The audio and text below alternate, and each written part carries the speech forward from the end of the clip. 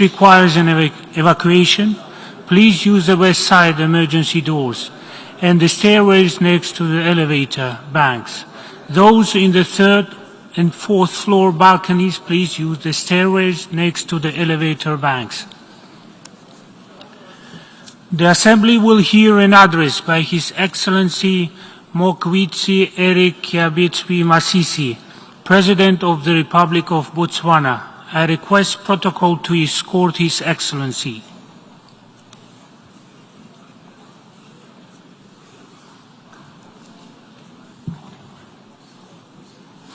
On behalf of the General Assembly, I have the honor to welcome His Excellency Mokgweetsi Eric Kiabetswe Masisi, President of the Republic of Botswana, and to invite him to address the Assembly. Thank you, Mr. President. Your Excellencies, distinguished ladies and gentlemen, at the outset, I wish to extend my sincere congratulations to you and your country, Hungary, on your election as President of the United Nations General Assembly at its 77th session. I am certain that this august body will benefit greatly from the wealth of knowledge and experience from your illustrious career in the diplomatic service, including your term here in New York as Hungary's permanent representative, where you co-chaired the intergovernmental process and ushered in the 2030 Agenda and its sustainable development goals.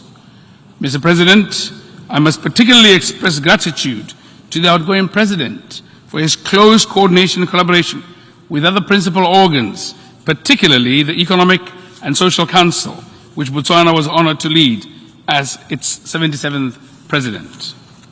I am delighted that the two Presidents worked very cooperatively on addressing vaccine equity, the sustainable development of Africa, financing for sustainable recovery, and the nexus between natural resources and sustainable development, among other priorities.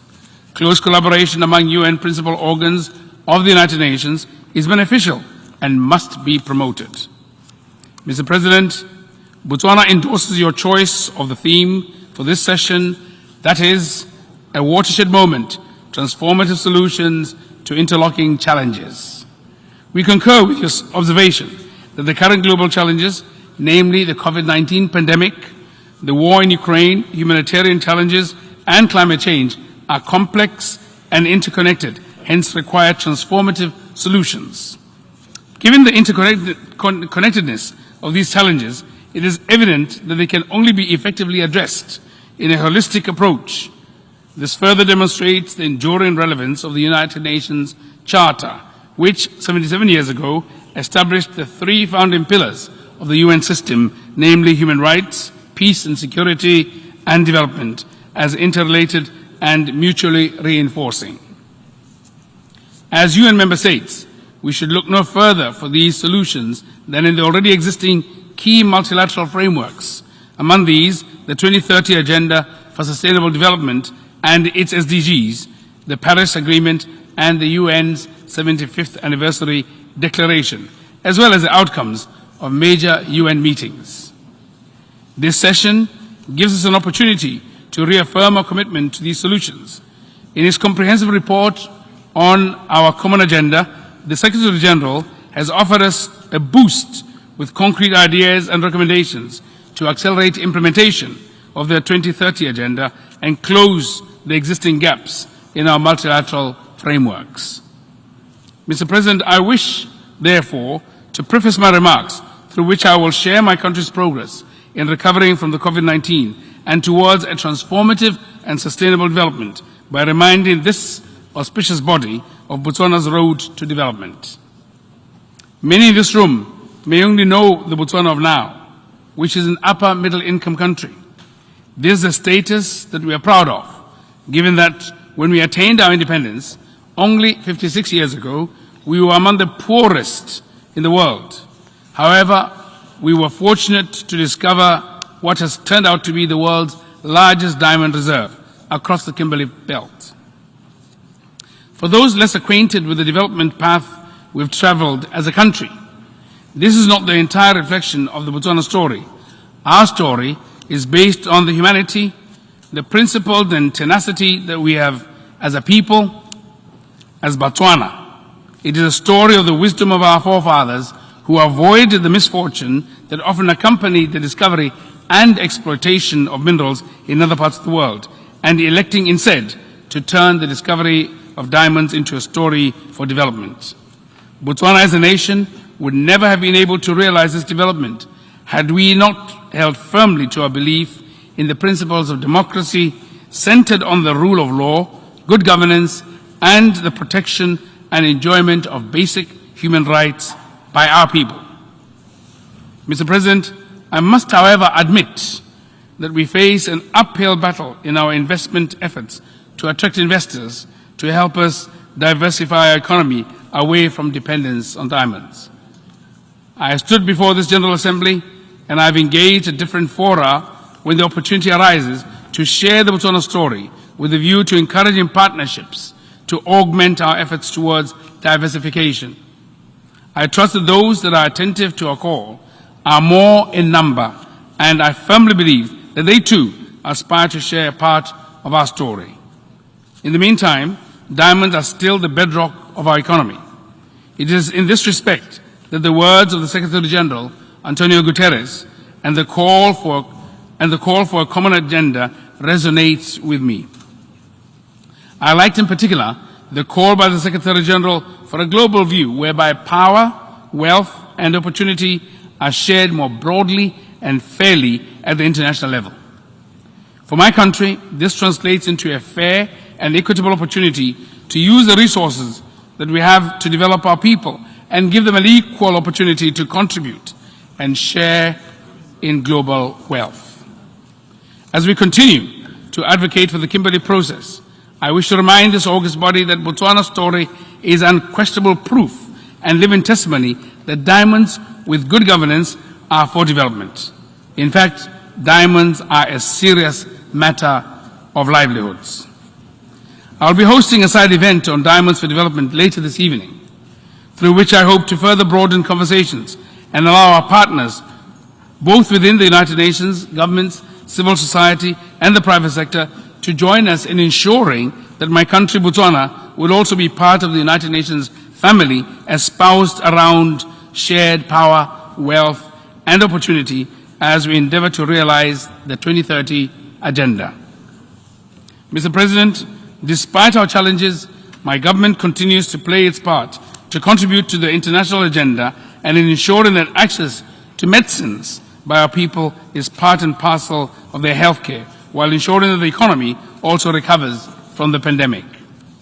Vaccine rollout remains a precondition for a sustainable recovery, yet many countries in the global south, especially Africa, have not met the WHO's target of 70% of their populations being fully vaccinated by mid-2022.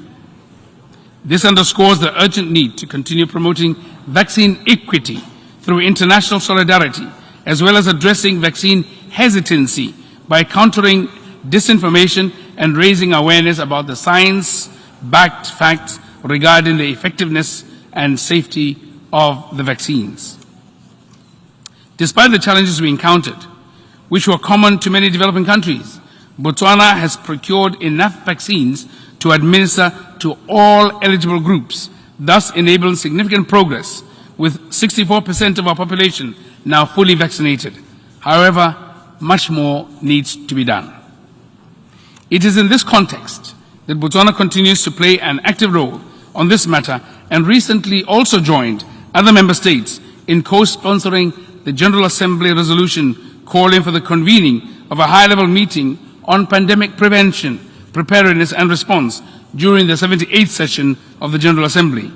We also continue to actively participate in the ongoing process towards a possible elaboration of a pandemic treaty at the World Health Organization in Geneva. We believe that such a legally binding instrument will strengthen existing global mechanisms to address and react more speedily to health emergencies. Mr. President, I am pleased to inform you that as part of overcoming the challenges of global vaccine inequity and in line with our commitment to build back better, and in a transformative manner, the government of Botswana has approved the manufacturing of the patent-free Corbavax COVID-19 vaccine, and the construction of a vaccine manufacturing plant has already commenced. Additionally, the facility will produce cancer treatment and next-generation cell-based immunotherapy. This initiative is being undertaken in partnership with NantWorks, the Texas Children's Hospital Center for Vaccine Development, and the Baylor College of Medicine. This partnership will enhance Botswana's capacity in human vaccine production, contribute to our goal of building a knowledge-based economy, and help in preparations for future pandemics. Botswana's recovery plans include strengthening the country's vast social protection system to ensure the inclusivity of vulnerable groups, persons living with disabilities, which will go a long way in facilitating equal enjoyment of their rights while broadening the accountability framework, as we recently acceded to the Convention on the Rights of Persons with Disabilities. In this regard, my government has set a medium to long-term economic recovery and transformation plan intended to fast-track recovery efforts while advancing the implementation of the 2030 Agenda and its goals. In order to achieve sustainable development, adequate financing is needed for the success of our recovery efforts from the pandemic and acceleration of implementation of the 2030 Agenda during this decade of action. Effective mobilization of domestic and international financial resources, as well as their prudent utilization, is therefore imperative. I therefore reiterate calls for development partners to scale up and fulfill our official development assistance commitments and our efforts in attaining long-term development sustainability. Mr. President, in addition to international funding, it should be noted that transformative agendas require the effective implementation by governments and associated stakeholders, as well as a sense of ownership by all stakeholders and a buy-in from the people we serve. This decisive moment of the myriad of challenges we face demands that we challenge ourselves even more. My government has thus initiated the Reset Agenda, inspired by the need for collective, inclusive, and coordinated efforts towards the transformative agenda. We are accelerating digitalization in the delivery of services driven by innovation and creativity. Our people are responding to the technology-driven solutions, and they too are demonstrating the reorientation of their disposition as well as conceptual agility to venture into new frontiers of doing things differently. A full embrace of this mindset change is an inspirational approach to effective implementation of government policies, programs, projects, and business activities, and indeed the Sustainable Development Goals. The realization of transformative solutions to the current social and economic challenges will require solidarity, both within and between countries. As chair of the landlocked developing countries, many of whom are also characterized as least developed and small states, Botswana expresses solidarity with fellow UN member states in special situations, particularly the distinct and peculiar challenges faced by the LDCs and SIDSs in their efforts to build back better and recover sustainably from the pandemic. In line with the repeated position of our sub-regional body, SADC, I also wish to express solidarity with our northeastern neighbor, Zimbabwe, and call for the removal of unilateral coercive measures targeted at that country. While we are confident of the resilience and resolve of Zimbabwe, as well as its economic transformation prospects, we are concerned that such measures are not advancing the cause of livelihoods of innocent Zimbabweans, nor the cause of our SDGs. Mr. President, this year we continue to witness extreme weather events that point to the escalating severity of the climate crisis. Decisive implementation of the bold climate action spelled out in the Paris Agreement and the Glasgow Climate Pact is therefore needed to prevent the worst implications. Botswana remains committed to our 15% carbon emission reduction target by 2030, as indicated in our nationally determined contributions and reconfirmed in our climate change policy adopted in 2021. The policy addresses access to climate finance, clean technologies, and renewable energy. Climate ambitions will not translate into climate action in developing countries if they remain inadequately funded. We are therefore pleased that new financial pledges to support adaptation in developing countries were made at COP26 in Glasgow, the United Kingdom. It is our hope that these commitments will be fulfilled expeditiously in order to enable accelerated implementation, particularly in Africa, a region that contributes minimally to climate change, but is regrettably the most affected. In this context, we are optimistic that COP27, to be held in Sharm el-Sheikh in Egypt on African soil, will further inspire ambitious climate action and deliver more adaptation resources for Africa and other vulnerable regions. Drawing on this inspiration, Botswana, in collaboration with the United Nations Framework Convention on Climate Change and various stakeholders, convened the Climate Adaptation Week 2022 from 22nd to 26th August 2022 in Gaborone under the theme Transformations in Advancing the Formulations and Implementation of National Adaptation Plans. The Expo succeeded in promoting the exchange of experiences and fostering partnerships between a wide range of actors and stakeholders on how to advance national adaptation plans. On 2nd March this year, Botswana was among the 141 member states that voted in favor of the General Assembly resolution which demanded an end to the invasion of Ukraine. With that vote, we were reaffirming the purpose and principles of the UN Charter, particularly its Articles 1 and 2, which underscore the need for peaceful settlement of disputes, as well as respect for sovereignty and territorial integrity. The Charter is a binding instrument of international law. Therefore, all peace-loving nations ought to adhere to its letter and spirit under all circumstances.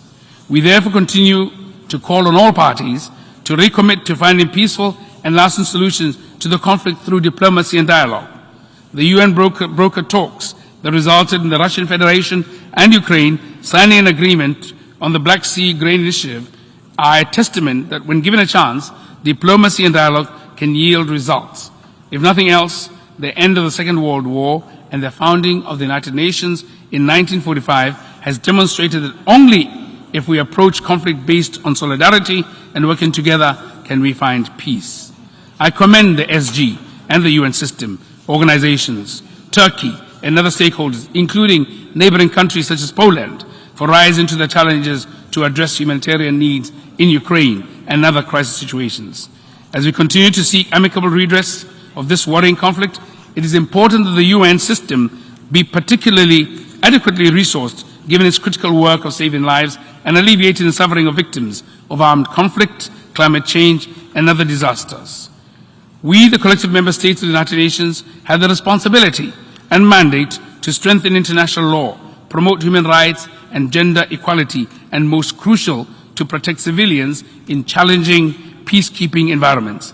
In this context, Botswana shares the same ideals with many of you present here today on the principle of responsibility to protect. Mr. President, as already been acknowledged by the 2005 World Summit, states have the primary responsibility to protect their own populations from genocide, ethnic cleansing, war crimes, and crimes against humanity.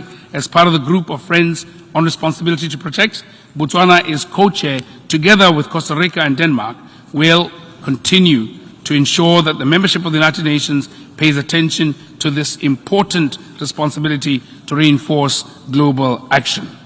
In Southern Africa, we remain actively engaged through our sub-regional organization SADC in addressing the threat posed by terrorism and violent extremism to peace and security in our sub-region. To this end, SADC has deployed its security forces to thwart terrorist threats in the Cabo Delgado province of Mozambique.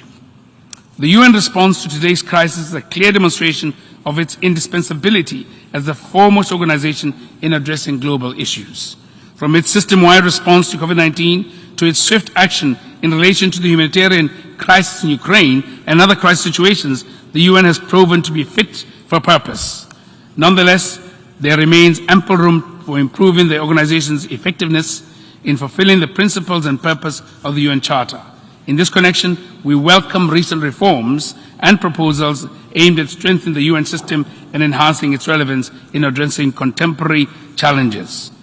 These efforts include SG's development management, peace and security, human rights, and humanitarian pillar reforms, which are aimed at enhancing the Secretariat's ability, agility, accountability, and effectiveness in mandate implementation.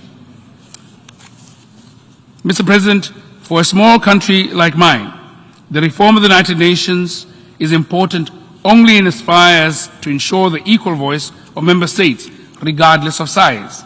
My government and I personally are therefore eager to have our own people represented and employed within the UN system. With our presidency of the ECOSOC, I believe Botswana has demonstrated its ability, including the capacity of our youth, who have received positive reviews from their support to the ECOSOC Secretariat during our tenure. We are, however, eager to see such accolades turning into real opportunities for absorption throughout the employ and hierarchy of the organization, particularly for our youth. As I conclude my remarks, Mr. President, let me reassure you that you can count on Botswana's support and constructive engagement towards the successful implementation of the program of work of the 77th session of the General Assembly. I hope that Botswana can also rely on the UN system and our development partners and the wider international community to help us realize the Agenda 2030 and transform our people and country into a developed nation by 2036. I thank you. On behalf of the Assembly, I wish to thank the President of the Republic of Botswana for the statement just made, and I request protocol to escort His Excellency. The Assembly will hear an address by His Excellency Mohamed Bazoum, President of the Republic of Niger. I request protocol to escort His Excellency.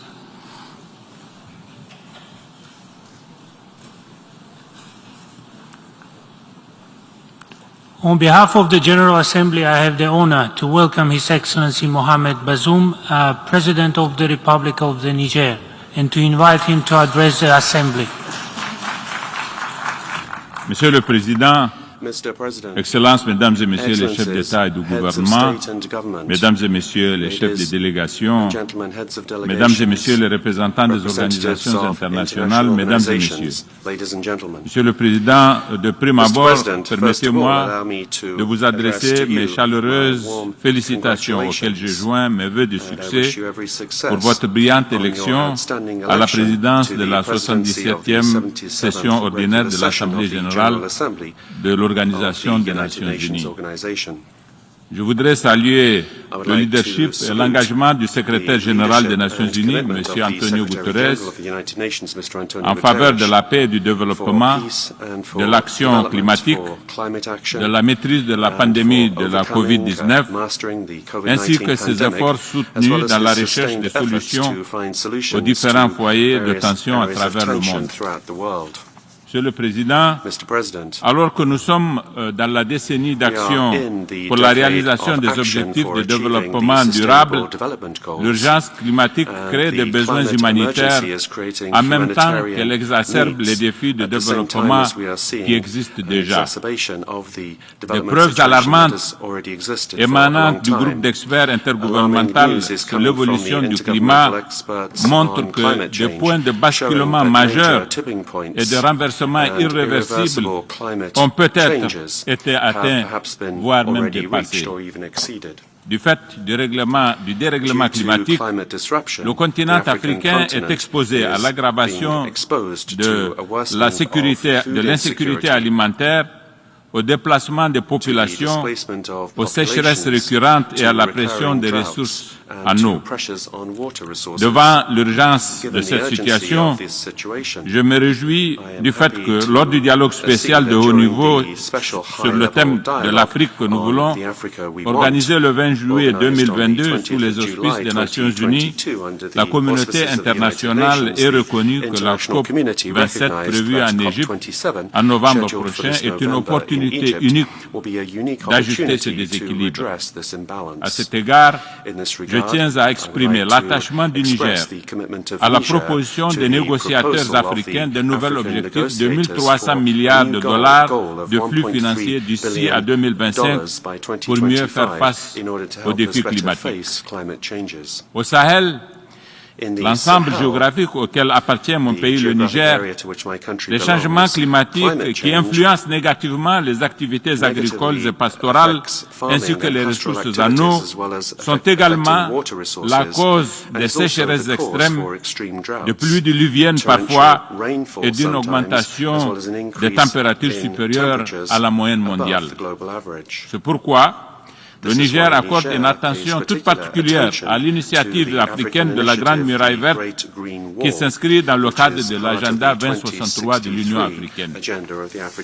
Monsieur le Président, sur le plan sécuritaire, la situation au Sahel s'est dégradée ces dernières années. Aussi s'est-elle dégradée au Niger de façon considérable du fait d'un environnement sous-régional particulièrement défavorable. Tout était parti, on s'en souvient, de l'année 2011 et de la chute du régime libyen auquel n'a jamais pu, jusqu'à ce jour, se substituer un pouvoir stable qui ait pu exercer une véritable autorité sur l'ensemble du pays. Aussi, le vaste territoire du sud de la Libye est-il devenu une plateforme du crime transnational organisé où prospèrent les trafics des armes, de drogue, de carburant et de migrants, entretenant une insécurité structurelle dans l'ensemble des pays du Sahel du voisinage. Le Mali, qui a succombé depuis 2011 à cette violence générée à partir de la Libye, ne s'en est jamais véritablement remis. Il est devenu à son tour un foyer d'incubation d'un terrorisme propre au Sahel, profondément affecté par les effets du changement climatique, remettant en cause la pratique de l'élevage pastoral.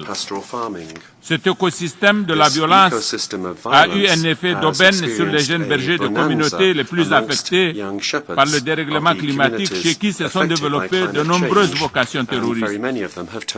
Du nord du Mali, ce fléau s'est propagé vers le Niger, le Burkina Faso et tente désormais de s'étendre vers les pays du Golfe de Guinée.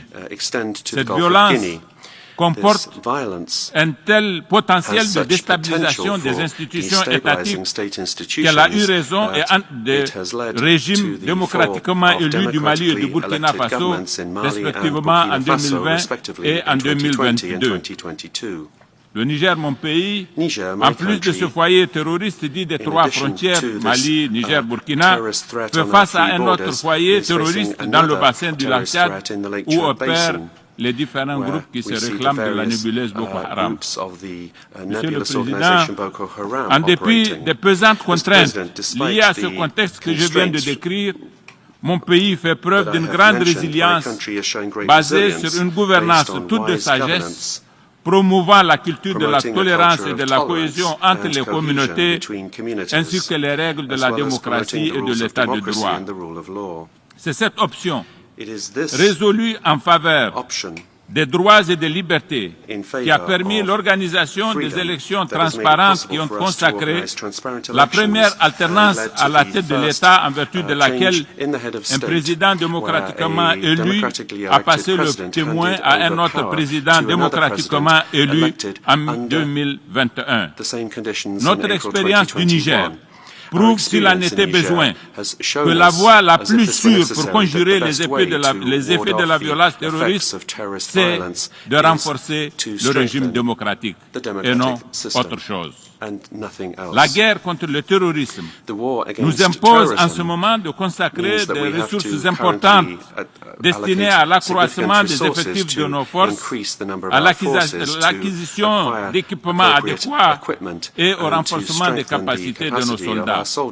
Permettez-moi de saisir, Monsieur le Président, la présente occasion pour remercier nos différents partenaires engagés à nos côtés dans ce combat contre le terrorisme. Je voudrais en particulier remercier la France, dont l'action à travers l'opération Barkhane constitue un atout majeur dans le rapport de force contre nos ennemis.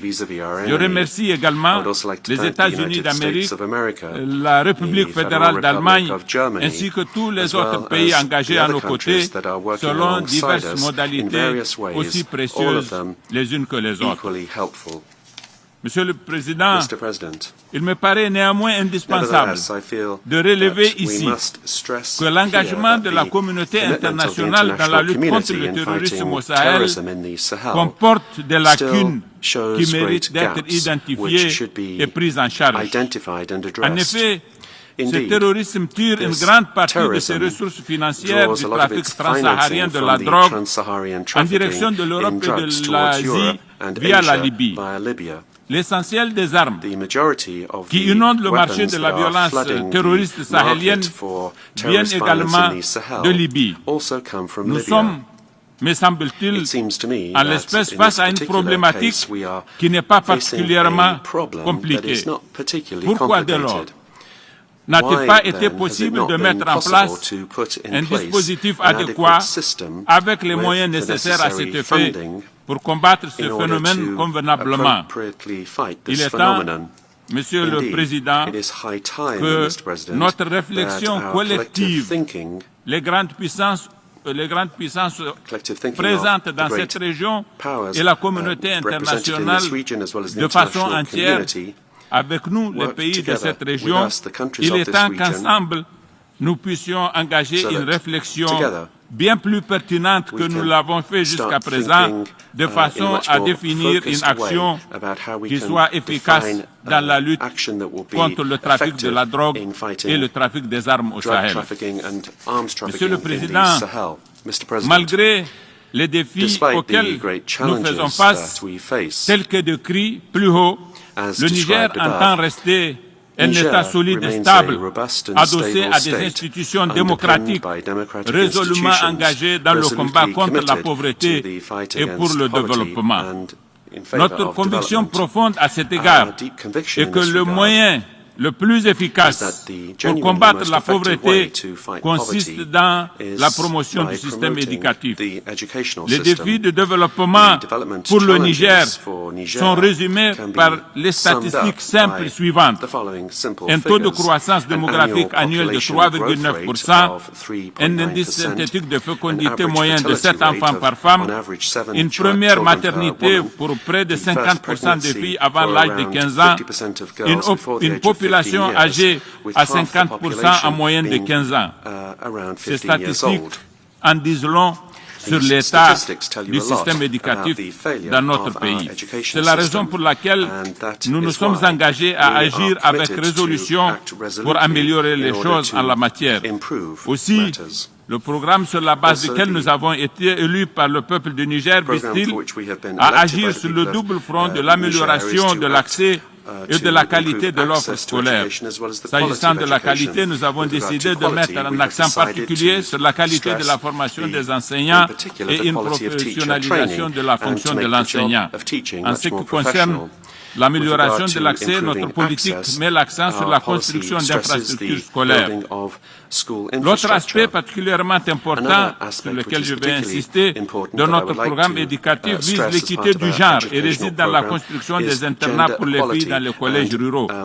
En effet, du fait de la précarité des conditions de vie des enfants dans les collèges ruraux, loin de leurs parents, ceux-ci ont tendance à empêcher leurs filles de poursuivre leurs études.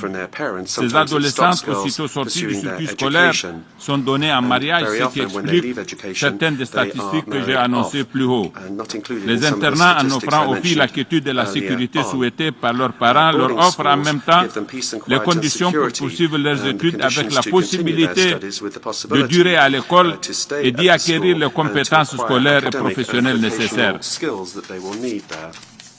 La généralisation à grande échelle des internats de filles dans les collèges ruraux, tout en contribuant à l'amélioration des performances du système éducatif, contribue également à la réduction du taux de croissance démographique. Monsieur le Président, si j'ai quelque peu insisté sur nos ambitions dans le domaine de l'éducation pour un pays comme le Niger, après avoir parlé du changement climatique, du terrorisme et de l'insécurité au Sahel, c'est parce que nous avons conscience que ces trois questions, à savoir la démographie, le changement climatique et l'insécurité, sont intimement liées. En effet, le terrorisme à l'œuvre au Sahel aujourd'hui a partie liée avec les conditions de vie de certaines communautés dont l'environnement a été passablement perturbé par les changements climatiques. Le Sahel est par ailleurs, ces dernières décennies, un espace qui a connu une poussée démographique particulièrement élevée.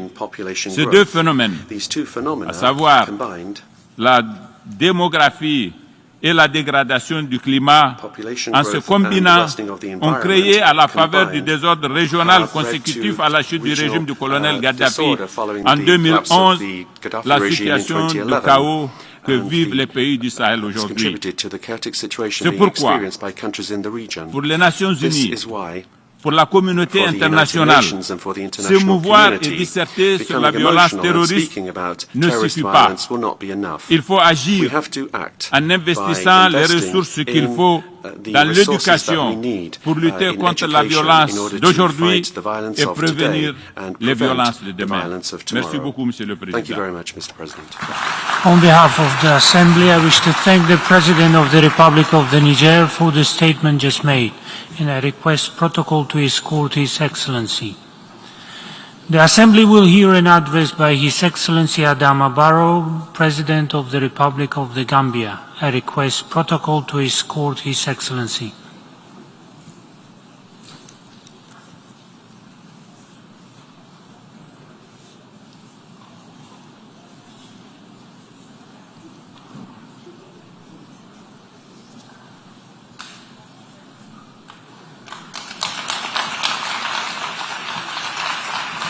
On behalf of the General Assembly, I have the honor to welcome His Excellency Adama Barrow, President of the Republic of the Gambia, and to invite him to address the Assembly.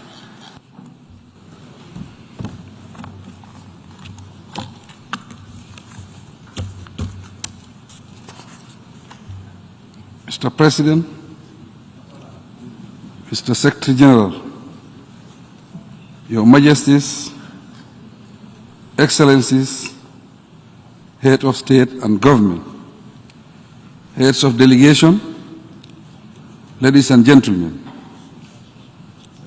I bring you warm greetings from the people of the Gambia and wish that we have a successful and fruitful 77 session.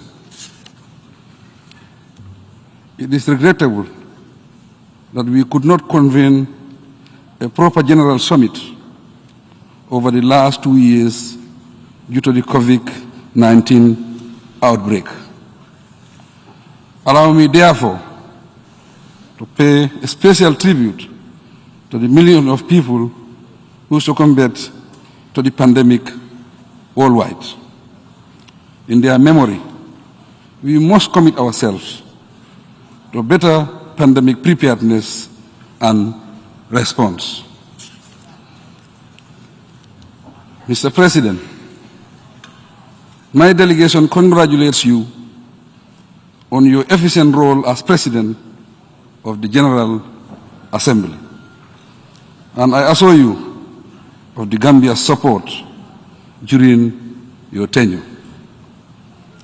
We also felicitate the Secretary General for ably steering the affairs of the UN during what has become one of the most challenging times of the century. Mr. President, the numerous interlocking global challenges requiring coordinated global action make it most pressing for us to rise to the occasion.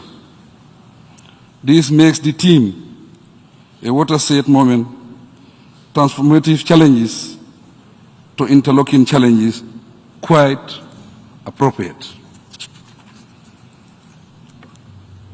In the thick of all the complexities confronting world leaders, we must underscore the centrality of the United Nations' unique role and potential to make a huge difference in the lives of the people. Durable solutions that match the magnitude and intensity of the never-ending challenges remain the Assembly's greatest challenge. The situation calls for new perceptions, new approaches, and new partnerships, renewed commitments, and increased resource levels that equal to the scale of both current and emerging challenges. To recover as a global family, we must muster the requisite courage and political will and take advantage of the opportunities that go with the global crisis. Mr. President, the current cost of living crisis across the world is a wake-up call for immediate global response to alleviate the suffering and poverty that hold our nations to ransom. The global inflationary trends, food insecurity, and the energy crisis compounded the natural disasters that continue to cause havoc around the world. The need for relief grows by the day, yet global efforts appear to be less and less effective. In this connection, my delegation fully welcomes the establishment of the Secretary General's Global Crisis Response Group and eagerly look forward to concrete action-oriented recommendations and solutions. As one of the hard-hit developing countries, the Gambia stands ready to cooperate with the group to find real solutions for immediate relief. Mr. President, we have come to this summit with gratitude for the partnership and support extended to us from 2016 to date. Mr. Secretary General, we thank you personally and the entire UN body for the continued support of our peace-building and reconciliation efforts. The Gambia has come a long way from dictatorship and has transitioned into a true multi-party democracy. Following the 2021 presidential election and the legislative elections this year, the consolidation process is gaining momentum. We will step up reforming and strengthening our national institutions to sustain a robust democracy where human rights and fundamental freedoms underpin our national policies, programs, and development efforts.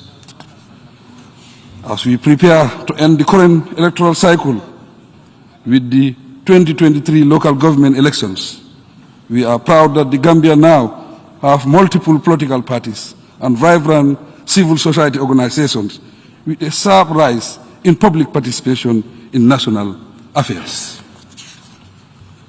Amid the socio-economic challenges that beset our nation, characterized by reduced tourism engagements, inflation, food and energy insecurity, and modest economic growth, we are developing a new National Development Plan, NDP, 2022 to 2026, to succeed the current NDP. With this new plan, we seek to advance the pursuit of our national priorities, including the Sustainable Development Goals and Agenda 2063 of the African Union. We therefore solicit the support of the UN system as well as our friends and development partners.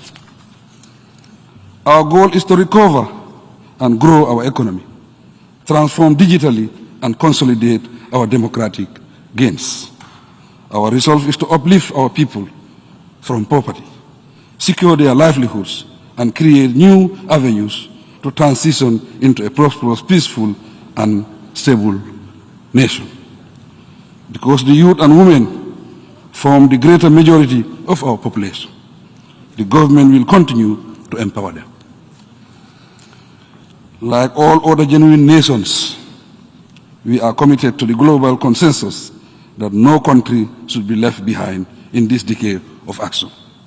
Despite its size and economic status, the Gambia is at the forefront of fighting climate change through ambitious national action plans, and we look forward to participating effectively in COP27 in Egypt and the 5th United Nations Conference on Least Developed Countries, LDCs, in Qatar.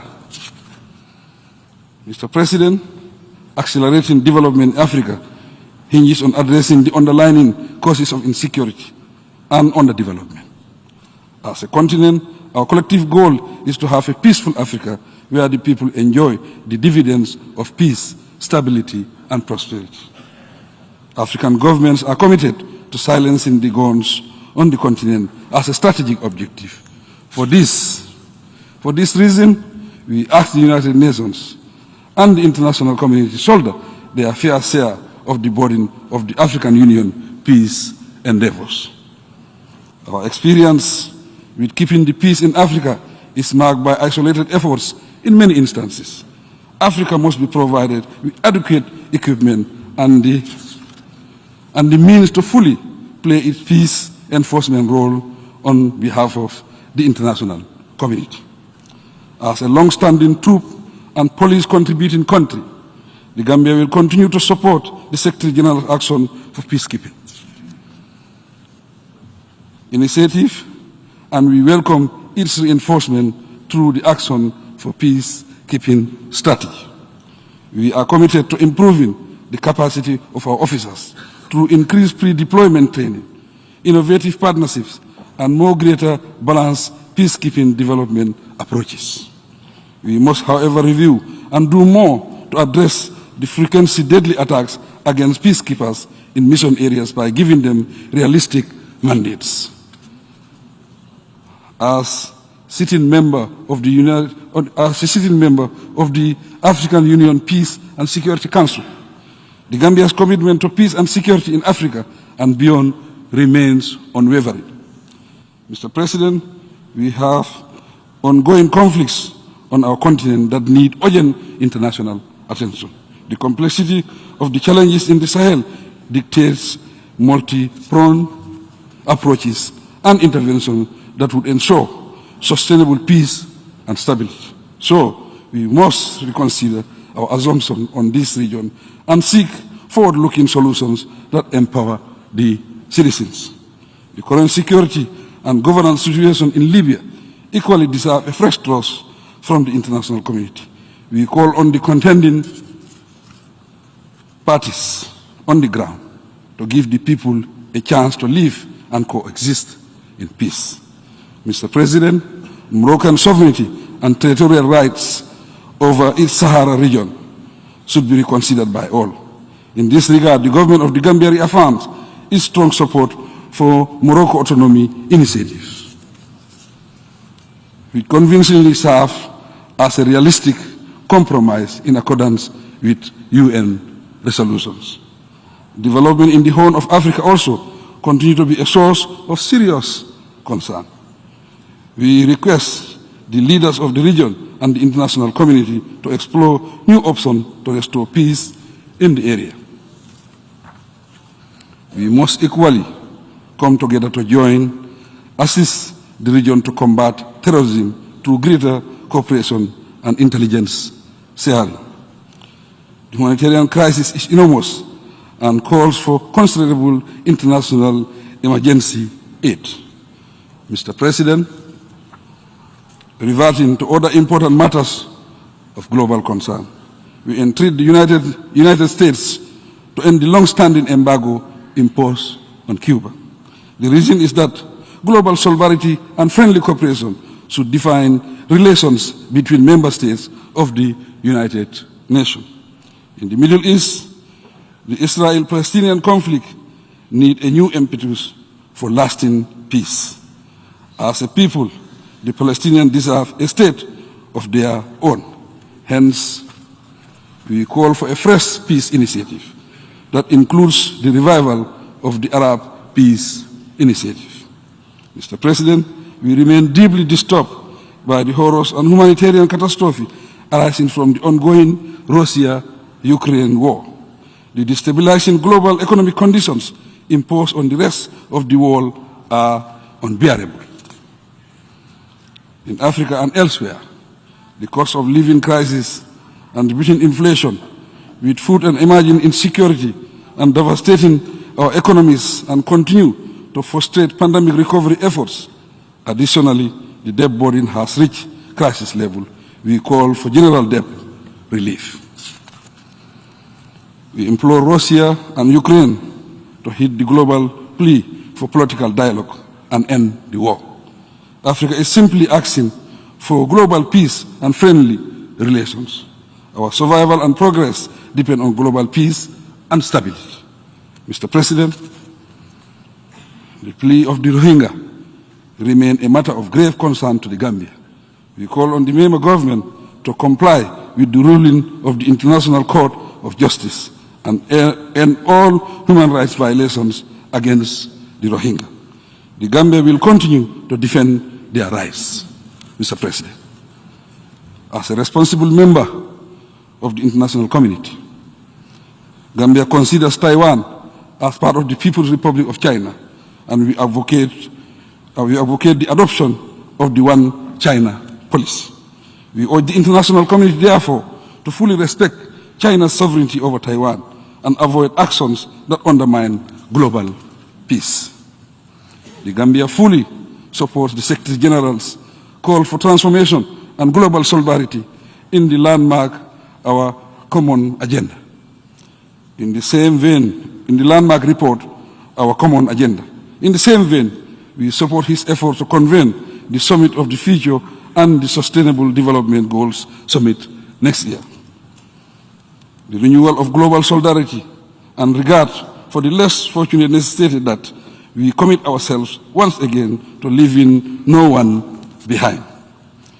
Mr. President, Africa will continue to demand its rightful place in the permanent membership category of the Security Council. Thus, the negotiations must produce tangible results. Finally, let me emphasize that genuine commitment and substantially increased resources should accompany the transformation of our institutions, systems, mechanisms, and state of preparedness, and the developing world must not be left behind. I pray that we have a successful 77th session of the United Nations General Assembly. I thank you. On behalf of the Assembly, I wish to thank the President of the Republic of the Gambia for the statement just made, and I request protocol to escort His Excellency. The Assembly will hear an address by His Excellency Rashad Mohammed Al-Alimi, President of the Presidential Leadership Council of the Republic of Yemen. I request protocol to escort His Excellency.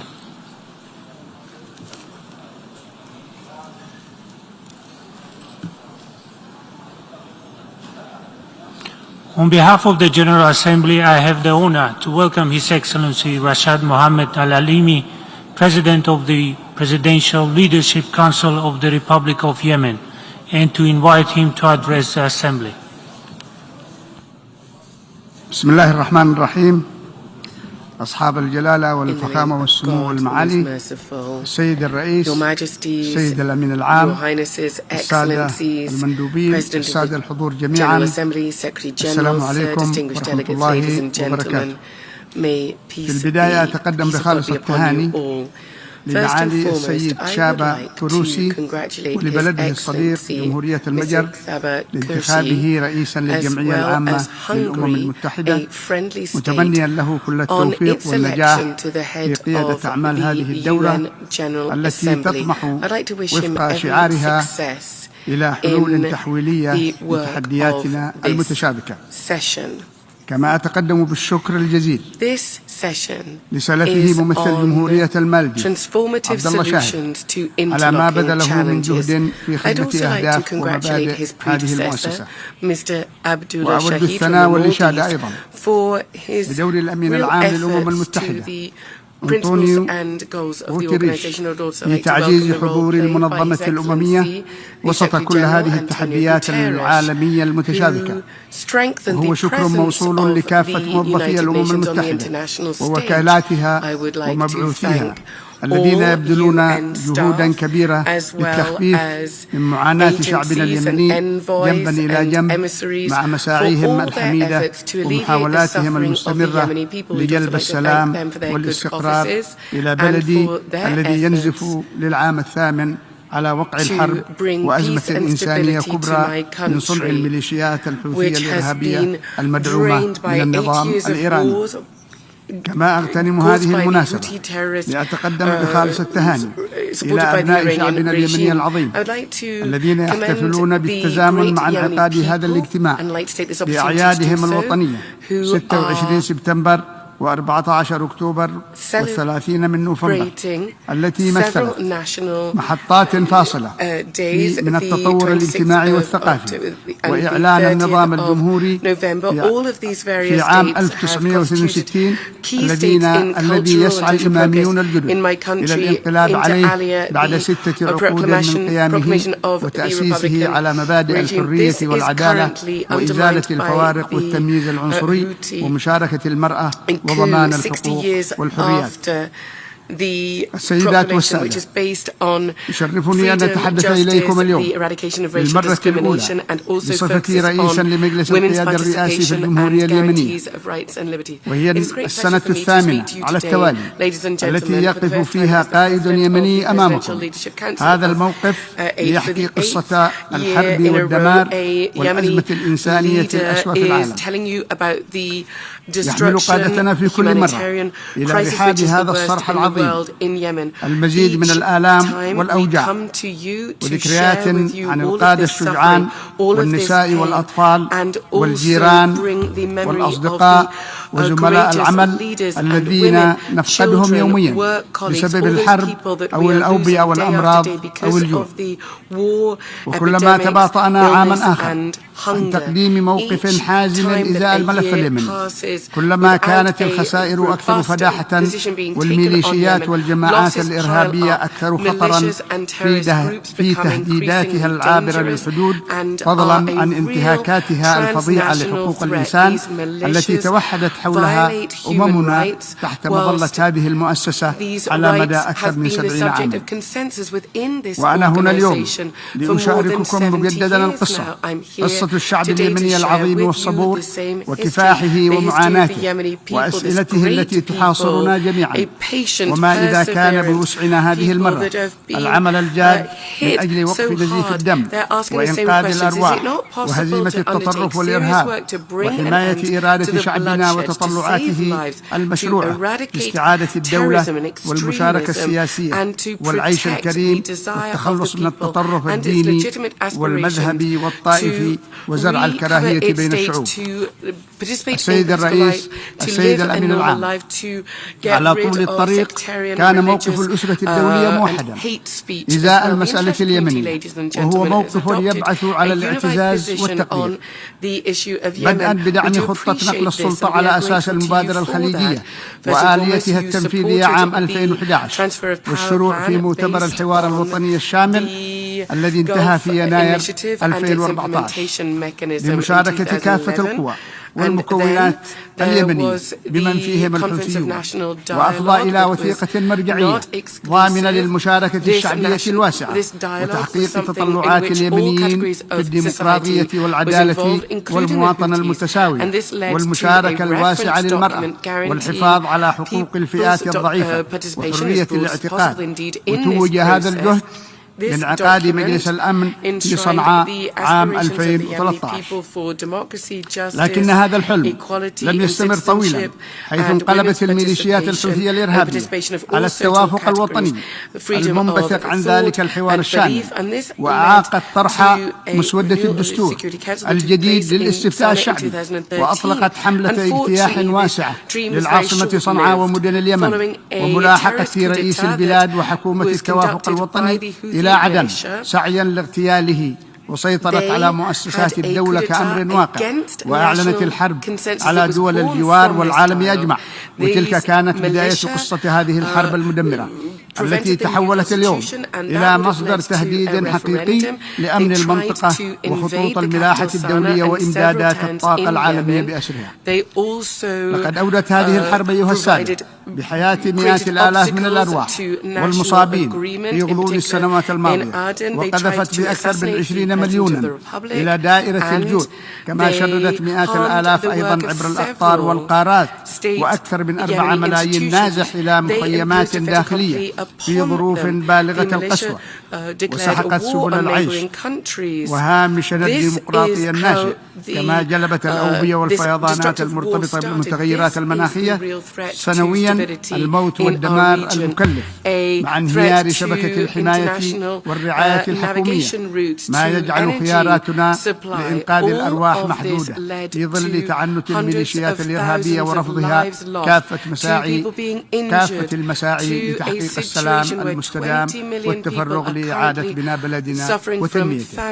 السادة الحضور، منذ 7 من أبريل الماضي بدأ عهد جديد في بلادنا قائم على الشراكة والتوافق الوطني لتشكيل مجلس القيادة الرئاسي كممثل شرعي للشعب اليمني وإرادته السياسية بموجب مرجعيات المرحلة الانتقالية التي باركها شعبنا والمجتمع الإقليمي والدولي. ومنذ اليوم الأول جعل مجلس القيادة الرئاسي خيار السلام وإنهاء المعاناة الإنسانية كأسمى أهدافه على طريق استعادة الدولة وإنهاء الانقلاب وإعادة العمل بمنظومة الحقوق والحريات والمواطنة المتساوية وضمان تمكين المرأة والشباب من صنع مستقبلهم وبناء السلام المنشود.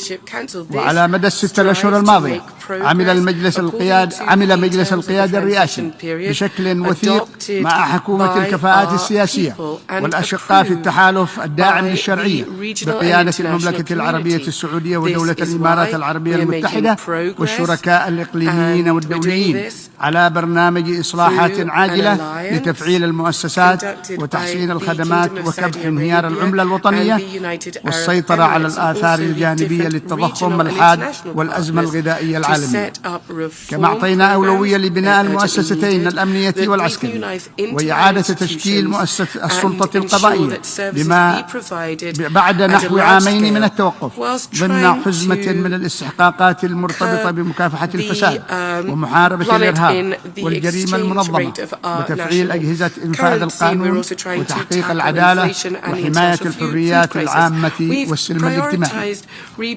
السيدات والسادة، يؤكد مجلس القيادة الرئاسي تمسكه بنهج السلام وفقا للمرجعيات الحل الشامل اللازمة للأزمة اليمنية المتمثلة بالمبادرة الخليجية وآليتها التنفيذية وقرارات الشرعية الدولية ذات الصلة وخصوصا القرار 2216 التي تضمن جميعها سلاما مستداما يحفظ للدولة مكانتها وسلطتها الحصرية ومؤسساتها الدستورية ونظامها الجمهوري. كما نعلن احترامنا الصارم للقانون الدولي الإنساني والقانون الدولي لحقوق الإنسان والالتزام بكافة المواثيق والمعاهدات والاتفاقيات التي صادقت عليها الجمهورية اليمنية والعمل بنهج التحالف الوثيق مع دول الجوار والشراكة البناءة مع الأمم المتحدة والأسرة الدولية في مساعيهم لبناء السلام وتحقيق الأمن والاستقرار والازدهار والحرية لكافة شعوب العالم. ويلتزم مجلس القيادة الرئاسي بترسيخ نهج منسق مع ميثاق ومهام الأمم المتحدة وتسهيل عمل وكالاتها الإنسانية وبعثاتها السياسية وآلياتها الرقابية ذات الصلة وضمان الحقوق السياسية والاقتصادية والاجتماعية للنساء ومنع استغلال الأطفال وتجنيدهم في الأعمال القتالية. السيد الرئيس، السيد الأمين العام، السادة الحضور، منذ اليوم الأول للأزمة اليمنية خضنا مع ميليشيات الحوثية المتمردة تجارب مريرة في رحلة البحث عن السلام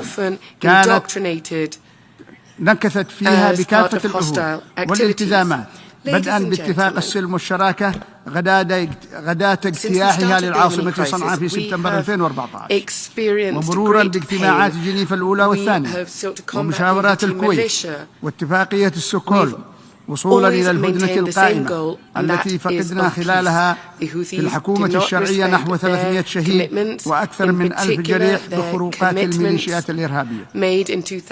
ونحن اليوم على بعد أسبوع فقط لانتهاء الهدنة الإنسانية. يذكر مجلس القيادة الرئاسي المجتمع الدولي بأن الحكومة التزمت بكافة عناصر هذه الهدنة بدءا بتسيير الرحلات التجارية المنتظمة إلى مطار صنعاء وتسهيل دخول المشتقات النفطية إلى موانئ الحديدة سعيا منها لتخفيف المعاناة عن شعبنا في حين لا تزال الميليشيات الإرهابية الحوثية تغلق طرق تعز المحاصرة منذ 7 سنوات والمحافظات الأخرى، وتتنصل عن دفع رواتب الموظفين لديها والإفراج عن السجناء والمحتجزين والمختطفين، وتبحث عن أي ذريعة لإفشال الهدنة وإعاقة الجهود الأممية والدولية لتجديدها والبناء عليها في تحقيق السلام الشامل الذي تتطلعون إليه جميعا. لقد قطعت هذه الهدنة الشك باليقين من أننا نفتقد بالفعل لشريك جاد في صناعة السلام، كما عززت قناعة اليمنيين بصعوبة التهدئة المستدامة دون رادع حاسم مع جماعة طائفية مسلحة. ونؤكد في هذا الصدد الموقف الثابت لمجلس القيادة الرئاسي المرحب بتجديد الهدنة على أن لا تكون على حساب مستقبل اليمنيين، وتحضيرا لجولة أدمى من الحرب وتفريط بالسيادة وتمكينا لهذه الميليشيات الإرهابية التي لا تهدد اليمن فحسب بل والإقليم والعالم. إن السلام بالنسبة لنا أيها السادة هو خيار استراتيجي لا لبس فيه، ويعني ذلك إدراكنا الواعي بصعوبة حكم البلاد دون مشاركة جميع اليمنيين، وفي المقابل عدم القبول بأي جماعة أو تشكيل مسلح يحتكر القوة والسلطة وسلطة تنفيذ القانون، وهذه هي أبسط الأسس الدولة التي يستحقها الشعب اليمني كباقي شعوب الأرض. غير أن القضية الرئيسية لقيام السلام بالنسبة للميليشيات الإرهابية لا تتعلق بالخوف على السيادة كما تزعم، بل بضمان مكانة فوق الدولة وفوق الشعب لقادتها الذين يدعون الاصطفاء الإلهي لحكم البشر، ويتبنون تصدير العنف عبر الحدود ونهجا عدائيا ضد السلام والتعايش وغرس الكراهية والتكفير والعداء ضد الآخر. ادركوا أنه من الصعوبة على بلدانكم التي تعيش منذ زمن طويل في السلم والاستقرار أن تستوعب بسهولة أن هناك بشرا يدعون الاصطفاء الإلهي لحكم البشر في هذا العصر، ويرون في السلام غزوا فكريا وحربا ناعمة، لكن هذه هي إحدى الحقائق المشتركة بين الميليشيات الحوثية الإرهابية وتنظيمات القاعدة وداعش وبوكو حرام وغيرها من التنظيمات الإرهابية على مستوى العالم. السيد الرئيس، السيدات والسادة، إن الحلول التحويلية التي نتخذها شعارا لهذه الدولة تتطلب أولا ترسيخ القيم الواضحة لبناء السلام الذي ينشأ نتيجة قيام حكومة مستقرة وامتلاك رادع حاسم لحماية العملية السياسية وفتح الطريق أمامها بكل السبل. أما إذا استمرينا عالقين بين مخاوف من أن استخدام القوة سيقطع الطريق أمام محاولات التهدئة الهشة، وأن التصريف الإرهابي لتلك الجماعة سيقود إلى كارثة إنسانية، فعلينا إذن البحث عن خيارات بديلة مساوية لقوة ذلك الردع.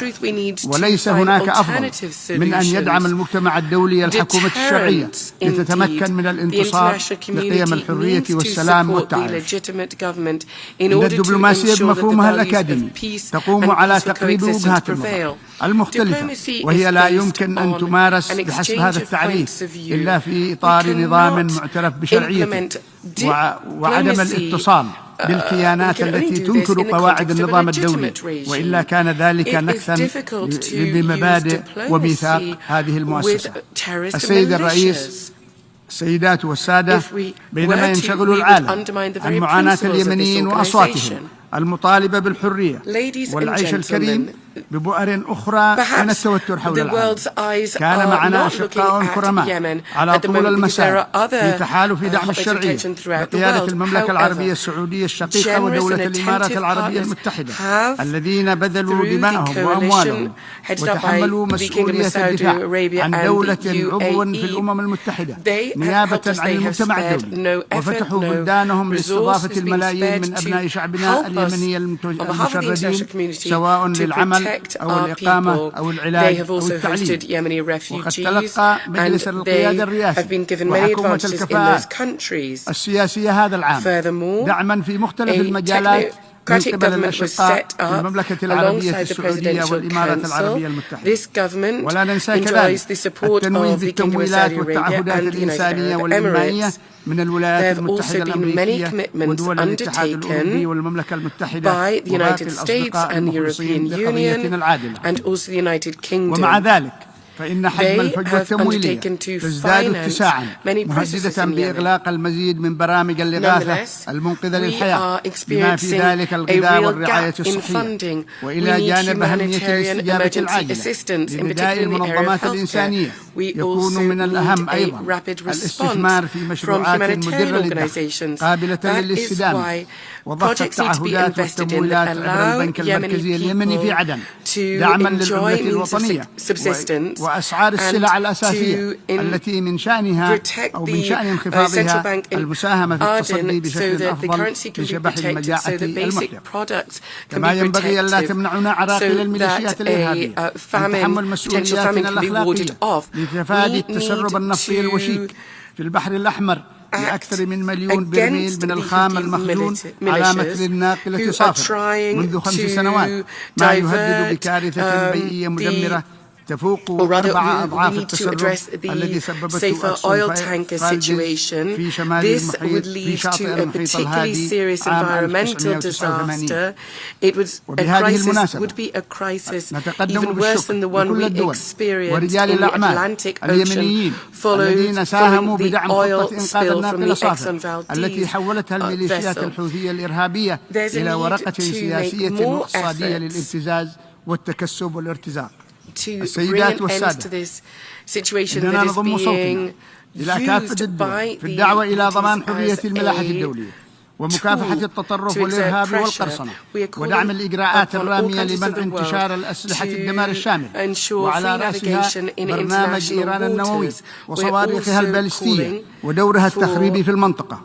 كما ندعو المجتمع الدولي إلى إدانة التدخلات الإيرانية السافرة بحق بلادنا وأمنه واستقراره وتحويله إلى منصة تهديد عبر الحدود وإخضاعها إلى الجزاءات المفروضة بموجب قرارات الشرعية الدولية ذات الصلة بالملف اليمني.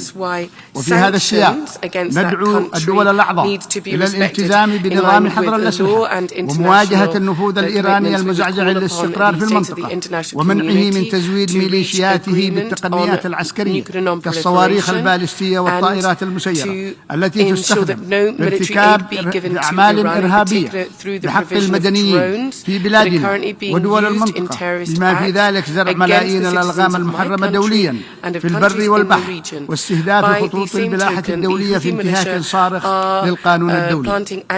كما تؤكد الجمهورية اليمنية على موقفها الثابت تجاه القضية الفلسطينية والدفع بمسار السلام قدما نحو حل عادل وشامل للقضية على أساس قرارات الشرعية الدولية ومبادرة السلام العربية بما يكفل حق الشعب الفلسطيني في إقامة دولته المستقلة.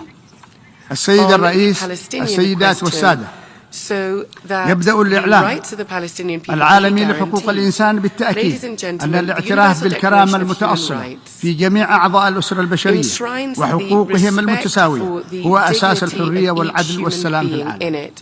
ولهذا فإن علينا وضع هذه الحقوق على الدوام في أولويات مهام الجمعية العامة للأمم المتحدة وعلى أمل الانتصار لعشرات الآلاف من مواطنينا المهجرين والمحتجزين والمخطوفين والمخفيين والمعتقلين بمن فيهم صحفيون ونشطاء وفنانون وعمال إغاثة ورهائن من مختلف الأعمال. لستم بحاجة أيها السادة إلى مزيد من الأدلة عن الانتهاكات الفظيعة في مناطق سيطرة الميليشيات الحوثية الإرهابية كأسوأ مكان للحريات العامة وحقوق الإنسان في العالم. ولكن دعوني أنهي حديثي بهذه القصة. مؤخرا قال أحد الناجين من قبضة الميليشيات عندما سأله الطبيب في القاهرة في مصر عن تاريخ مولده فأجاب أنه ولد man was منذ in Cairo أسبوعين، in Egypt, أي منذ خروجه من and he صنعاء was من asked قبضة his date of الميليشيات، birth by لكن قلبه doctors. يكاد أن He said يتوقف خوفا على that he أهله was وأصدقائه الذين born just تركهم 2 وراءه weeks هناك. ago, and this is the date لهذا when he أيها left الجمع الكريم، Sana. لا So he was born يجب أن again, so نتباطأ to لحظة speak, واحدة after بعد he اليوم left Yemen, في but مهمتنا nonetheless he was الجماعية afflicted by the loss of لإعادة his ملايين family اليمنيين إلى and by الحياة having to والأمل leave all of his family behind in والمستقبل Yemen. الذي The Yemeni تتمنوه people أنتم لشعوبكم العزيزة والكريمة. for شكرا peace. لكم They والسلام aspire عليكم for a ورحمة الله peaceful وبركاته. future, and this is what all countries of On the behalf world of the want for their Assembly, I wish population. to Thank you very thank the much. President May of the God bless and be with Presidential you. Leadership Council of the Republic of Yemen for the statement just made, and I request protocol to escort His Excellency. The Assembly will hear an address by His Excellency Tanete Maamau, President, Head of the Government and Minister for Foreign Affairs and Immigration of the Republic of Kiribati. I request protocol to escort His Excellency.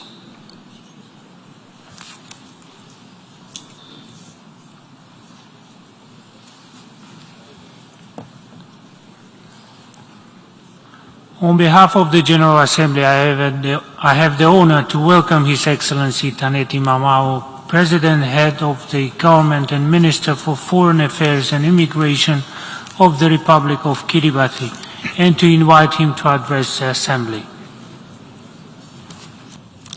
Mr. President, fellow leaders, Mr. Secretary General, Excellencies, distinguished guests, let me begin by praising and thanking the Almighty God for His everlasting love, peace, mercy, and blessings upon the world and each one of us here today.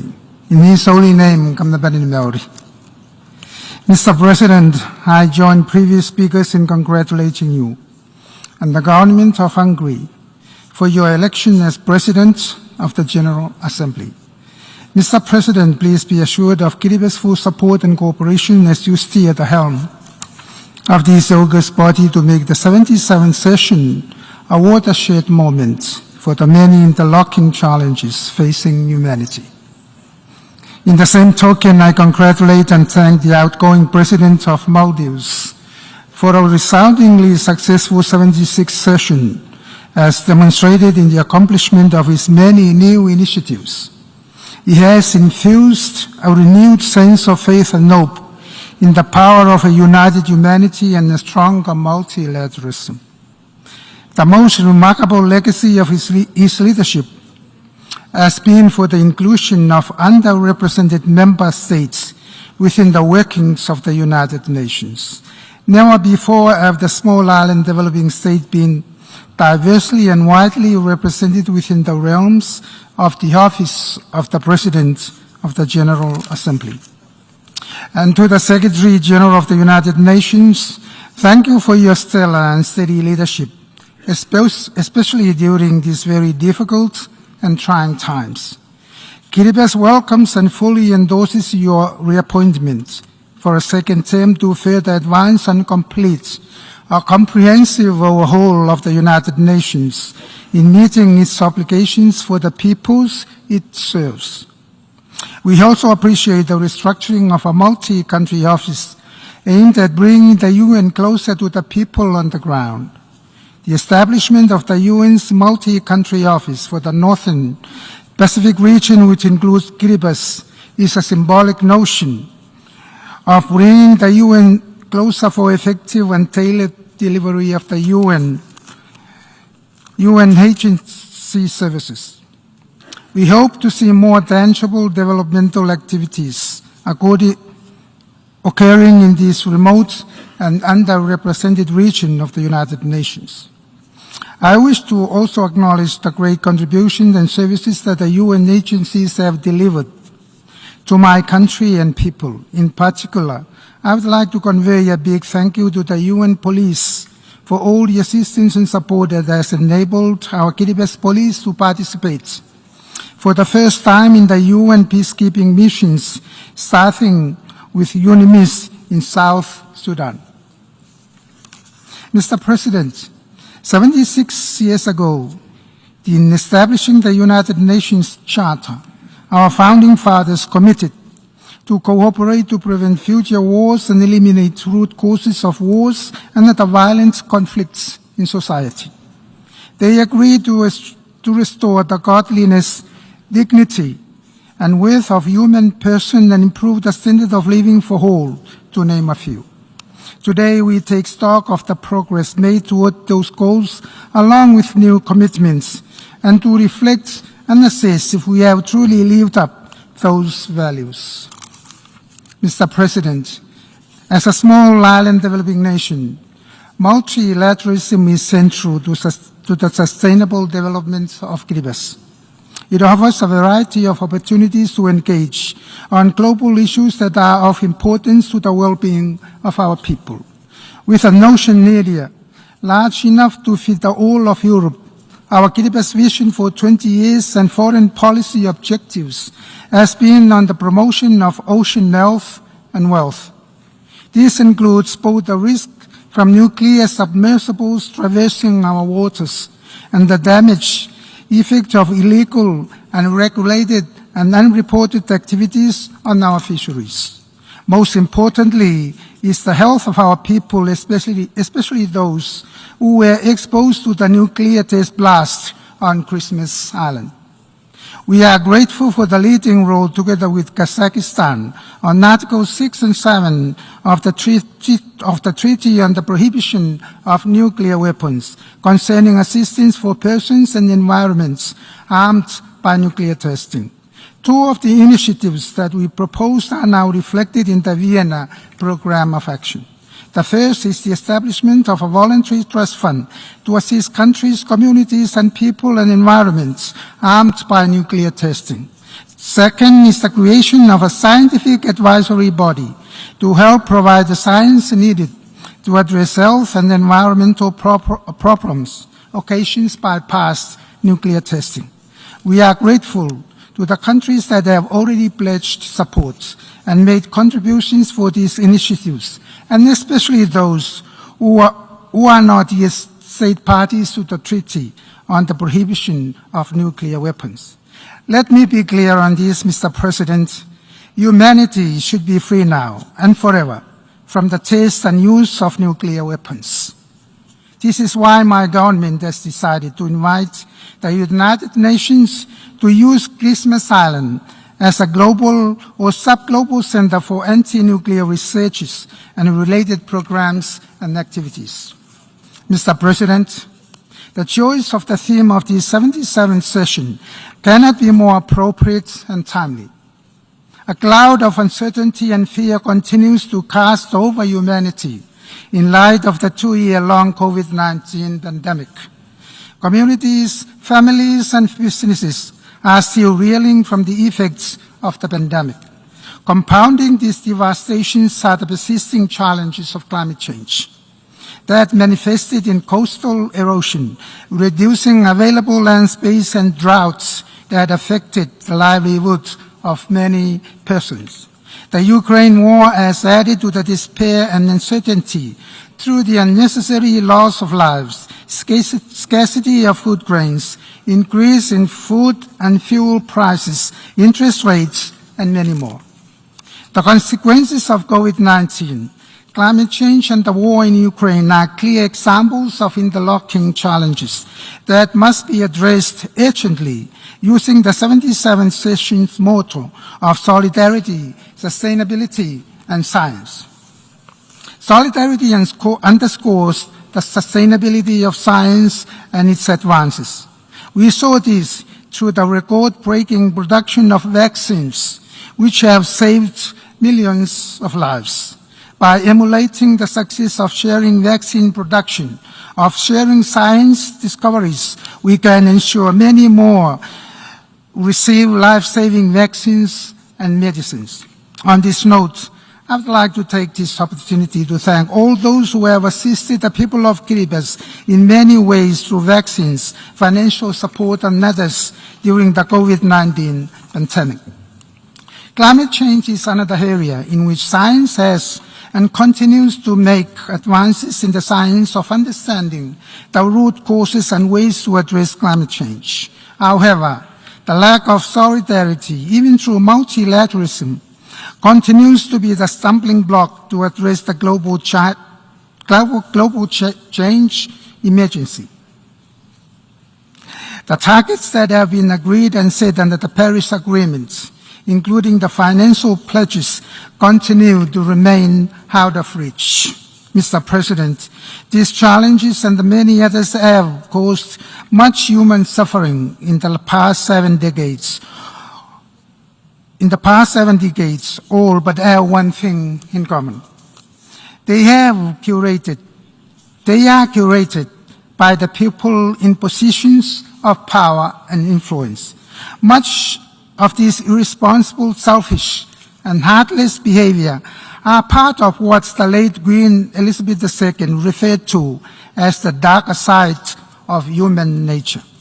The darker side harbors negative mindsets and attitudes that give in to greed, hate, and the many other vices that breed more bad than good, resulting in conflict, violences across societies and the world at large. Broken homes cannot be fixed by wonderful speeches, meetings, resolutions, nor international instruments, but an interplay of greater compassion and solidarity. Sadly, Mr. President, harmful mindset persists, and we ourselves, being a remote country, are far from being immune from such. The escalating geostrategic competition in our part of the world means that regionalism and solidarity are at risk of being increasingly used to serve specific national interests rather than a collective of diverse needs and views working in unison for our common benefits.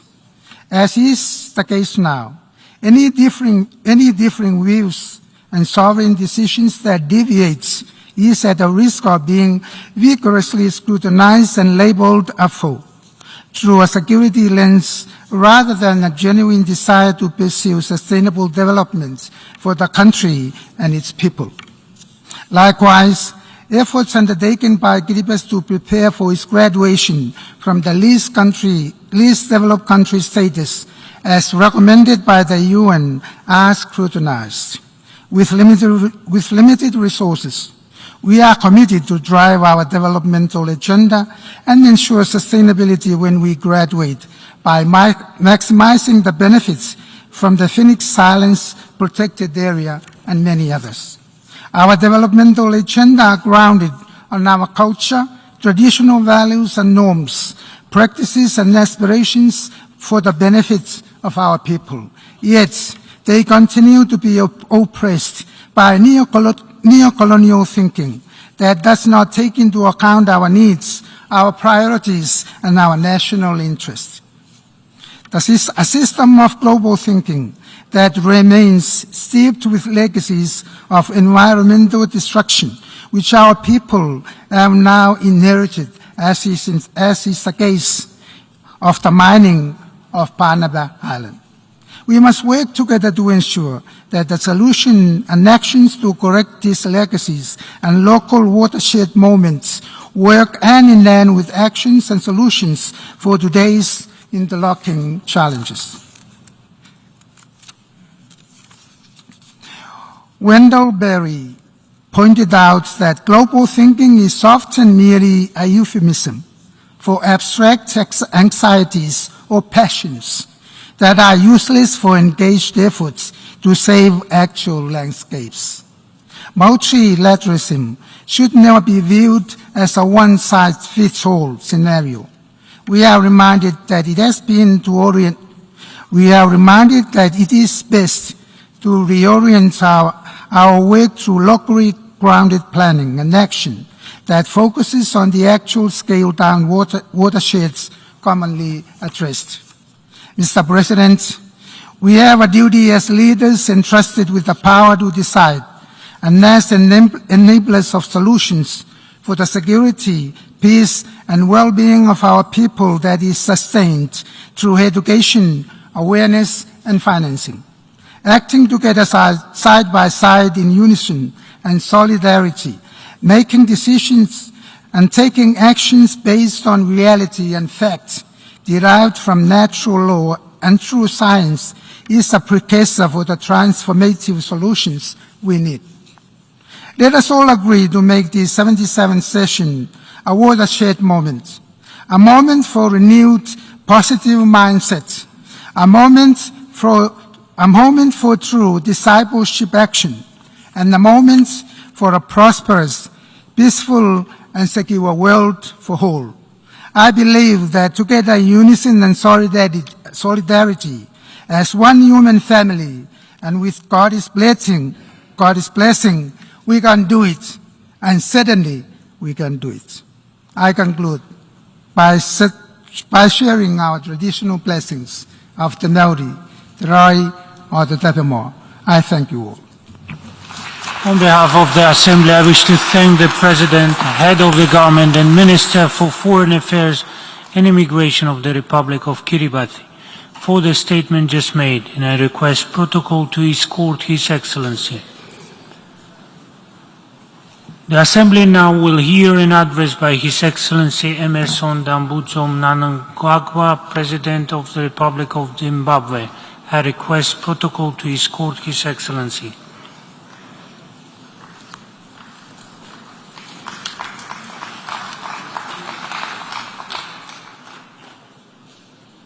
On behalf of the General Assembly, I have the honor to welcome His Excellency Emmerson Dambudzo Mnangagwa, President of the Republic of Zimbabwe, and to invite him to address the Assembly. Your Excellency, Mr. Karosi, President of the 77th session of the General Assembly, Your Excellency, Mr. Antonio Guterres, Secretary General of the United Nations, Your Majesty, Your Excellencies, Heads of State and Government, distinguished guests, it is my singular honor to deliver this statement to this august Assembly. Allow me to congratulate you, Mr. President, on your election as the President of the 77th session of the United Nations General Assembly. Please be assured of Zimbabwe's full support as you guide our deliberations during this current session. I also pay special tribute to your predecessor, Mr. Abdullah Shahid, for leading the 76th session of the United Nations General Assembly as the world grappled with a plethora of challenges. We commend him for the President of the General Assembly's Fellowship of Hope initiative towards enhancing youth interest, engagement, and commitment in the work of the United Nations. This will go a long way towards safeguarding the interests of future generations as embodied in today's youth. Their voices must be heard across our governments and within the United Nations. Zimbabwe is privileged to be among the pioneering beneficiaries of this program. Mr. President, delivering the 2030 agenda remains an urgent priority for us all. Our theme for this session in the court, a watershed moment, transformative solution to interlocking challenges, end of quote, captures the importance of scaling up our actions informed by the state of our world. The number of persons exposed to food insecurity continues to increase. Meanwhile, the scourges of conflict and climate change have become major drivers of migration and refugees. The ever-looming threat associated with the CCC crisis of COVID-19, conflict, and climate change has placed upon us an enormous responsibility to confront these interlocking challenges by strengthening multilateralism and solidarity.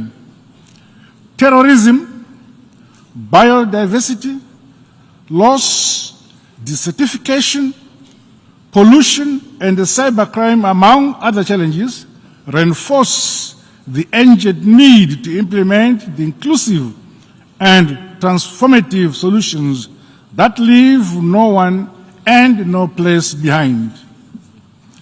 This 77th session comes in the wake of debilitating impacts of the COVID-19 pandemic that overstretched our healthcare systems and severely exposed the disparities between developed and developing countries with regards to vaccine access. Africa is among the most affected.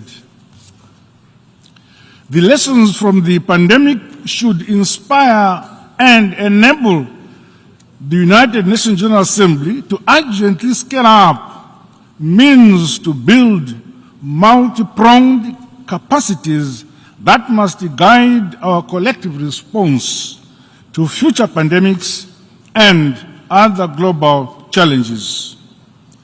Despite the illegal economic sanctions imposed on Zimbabwe, Zimbabwe successfully implemented its COVID-19 national response strategy, encouraged largely by our own internal resources and institutional capacities. The proactive approach by my administration enabled the country to achieve high vaccination rates, which extended to children up to 12 years. Meanwhile, our focus on the construction, rehabilitation, and modernization of health facilities across the country, coupled with enhanced capacities around biotechnology and the pharmaceutical value chain, attest to my government's determination to realize universal health coverage. Mr. President, lifting many more people out of poverty and into a higher quality of life must remain at the core of both United Nations activities and the programs and projects of our respective countries. Zimbabwe has made significant strides towards ending poverty and hunger. This has seen the implementation of various policies and programs to support and empower communal and small-scale farmers. At the household level, the provision of agricultural inputs, equipment, and technical support to farmers, especially the vulnerable, has contributed to household and national food and nutrition security. However, in 2022, mid-season drought and tropical cyclones regrettably reduced the overall performance of the agricultural sector. To this end, the climate change conundrum has continued to be an albatross. The United Nations Framework Convention on Climate Change and the Paris Agreement should remain the primary platform for negotiating our collective global response to climate change. All measures taken to achieve the targets and commitments set under the Paris Agreement have to be implemented. Furthermore, the principle of common but differentiated responsibilities and respective capabilities in light of the different national circumstances must also be reflected.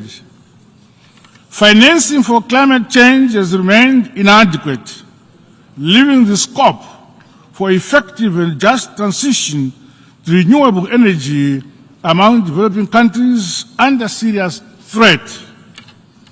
It is our hope that at COP27 in Egypt later this year, the developed countries will deliver more concrete action on climate change, not just for mitigation targets, but also in relation to adaptation, loss and damage, climate-specific finance, technology transfer, and capacity building.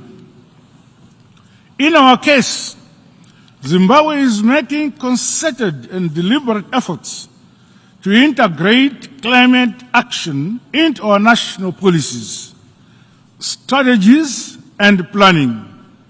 This includes strengthening resilience and adaptive capacity of the most vulnerable in our society.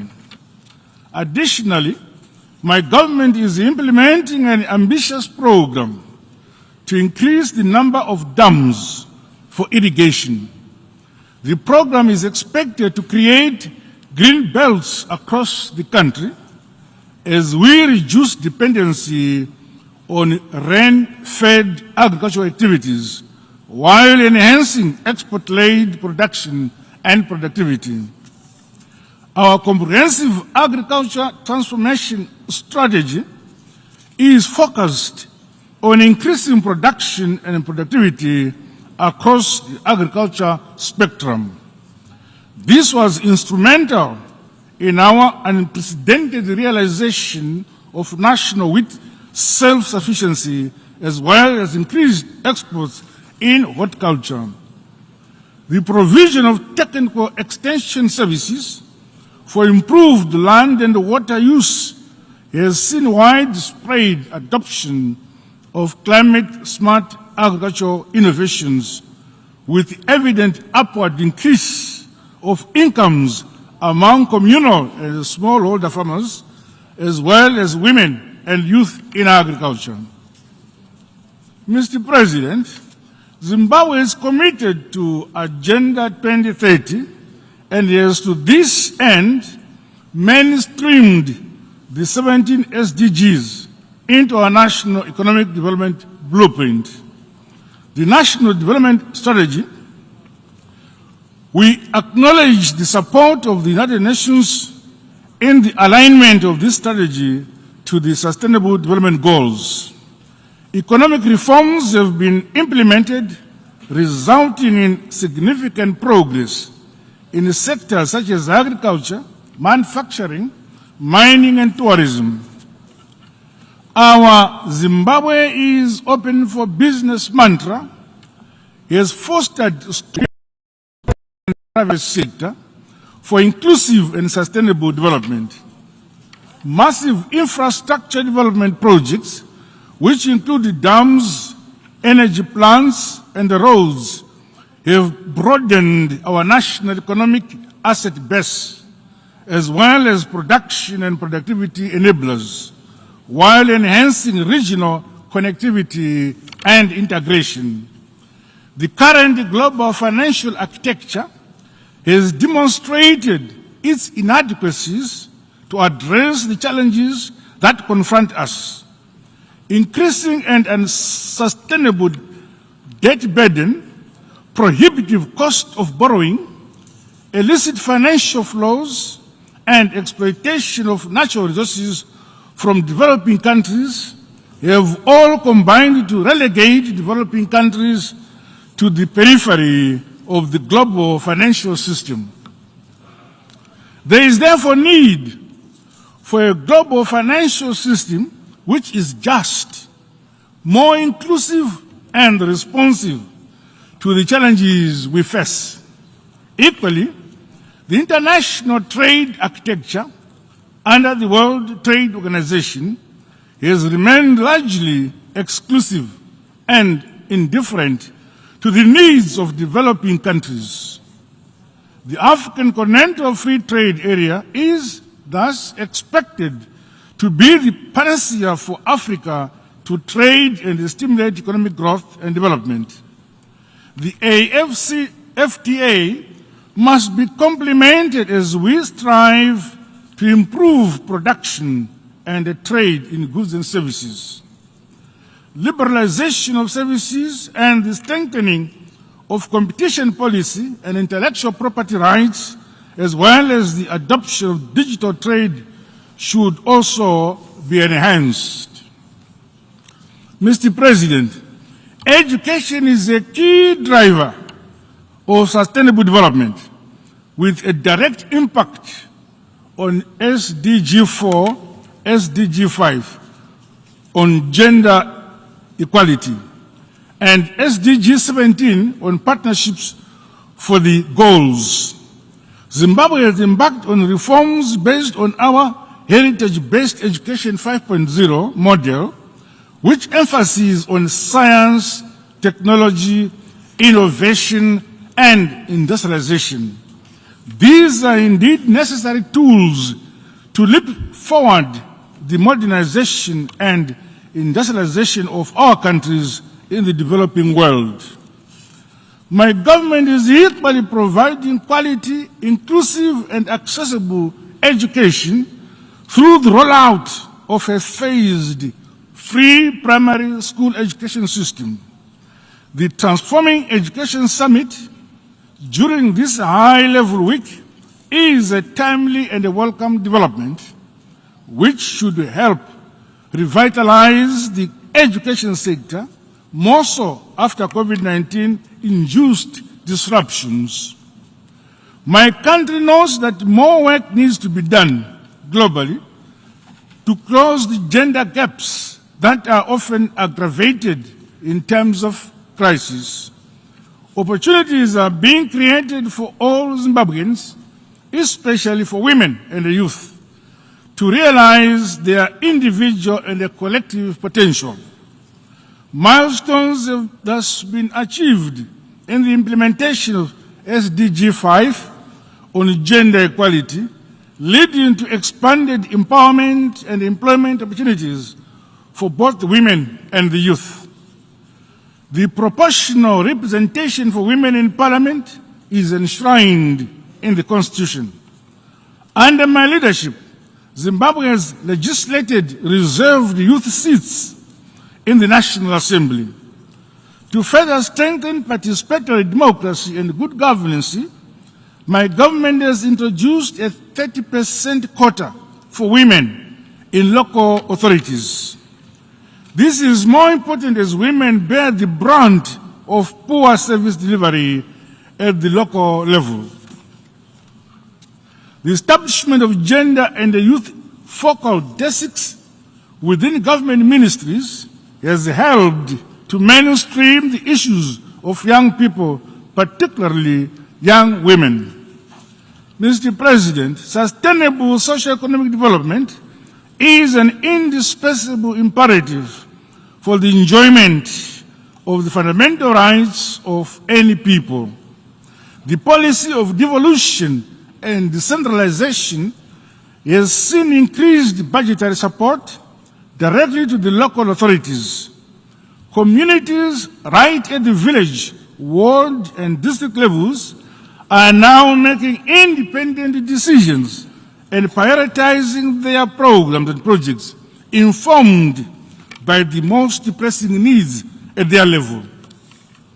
This has seen the rapid construction of schools, clinics, water and sanitation infrastructure, and other social amenities in the most remote areas of Zimbabwe. In the same vein, my government is promoting heritage-based rural industrialization to guarantee improved livelihoods and incomes of all communities based on their respective unique natural resources endowments. Mr. President, Zimbabwe is modernizing, industrializing, based on our local resources and the human capital base. Inspired by the historic monument, the Great Zimbabwe, from which our country's name is derived, we are building our country brick by brick, stone upon stone, with the support of our friends and partners. As my government continues to entrench democracy, good governance, and the rule of law, we are committed to vibrant, competitive, and peaceful political contestations. Notwithstanding our success, the ongoing deleterious effects of the illegal sanctions continue to hamper and slow down our progress and the realization of sustainable and inclusive development.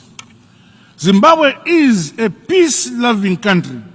We remain indebted to the SADC region and the African Union, as well as other progressive members in the Committee of Nations, for their unwavering support and calls for the removal of these unwarranted and unjustified sanctions on Zimbabwe. We once again call for their immediate and unconditional removal. My country welcomes the findings of the United Nations Special Rapporteur on the negative impact of the unilateral coercive measures on the enjoyment of human rights who visited Zimbabwe in 2021. Mr. President, at the international level, Zimbabwe has adopted an engagement and re-engagement policy. The policy is underpinned by the principles of mutual understanding and respect, cooperation, partnership, and shared values with other members of the international community. We desire to be a friend to all and an enemy to none. My country is greatly concerned that more than 20 years after the Durban Declaration and Program of Action, hate crimes, xenophobia, racial discrimination, and intolerance have continued to increase at an alarming rate, including at international level. There is need, therefore, to recommit to fighting these scourges in all their forms and manifestations. The spread of terrorism and intensification of all the conflicts on the African continent and throughout the world have been a setback to our quest to silence the guns. In Southern Africa, we remain seized with insecurity and a terrorist insurgency in northern parts of Cabo Delgado in Mozambique and the conflicts in parts of the Great Lakes region. Emboldened by our SADC regional philosophy that an injury to one is an injury to all, we continue to pool our resources to fight terrorism and other threats to peace, security, and stability in our region. We appeal to the United Nations to render the requisite support to our efforts to restore peace in the affected areas. Zimbabwe stands committed to playing its part for the realization of peace and security within various United Nations, African Union, and SADC peacekeeping and peace-building missions. The scale and gravity of our challenges today cannot be addressed through old structures and the old ways of doing business. Zimbabwe subscribes to the Ezulwini Consensus and the CITE Declaration as the sustainable approach to the reform of the United Nations Security Council. Mr. President, in conclusion, Zimbabwe reaffirms its commitment to the principles of the United Charter and the multilateralism in the resolution of the complex and intersecting challenges facing our world. The implementation of the inclusive 2030 agenda remains our biggest hope for the future we all want. There is indeed a more compelling case for enhanced solidarity, cooperation, and partnerships if we are to respond effectively to these challenges and ensure our collective survival. The United Nations should remain the beacon and a source of hope for the global citizenry. As leaders, we have a weighty burden and responsibility to make the United Nations deliver to the expectations of all the peoples of this world. I thank you for your kind attention. On behalf of the Assembly, I wish to thank the President of the Republic of Zimbabwe for the statement just made, and I request protocol to to escort His Excellency.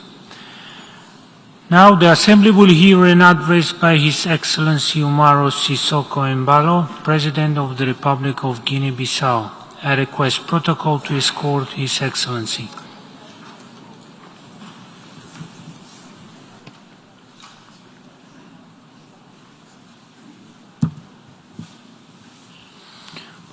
On behalf of the General Assembly, I have the honor to welcome His Excellency Umaro Sissoco Embalo, President of the Republic of Guinea-Bissau, and to invite him to address the Assembly.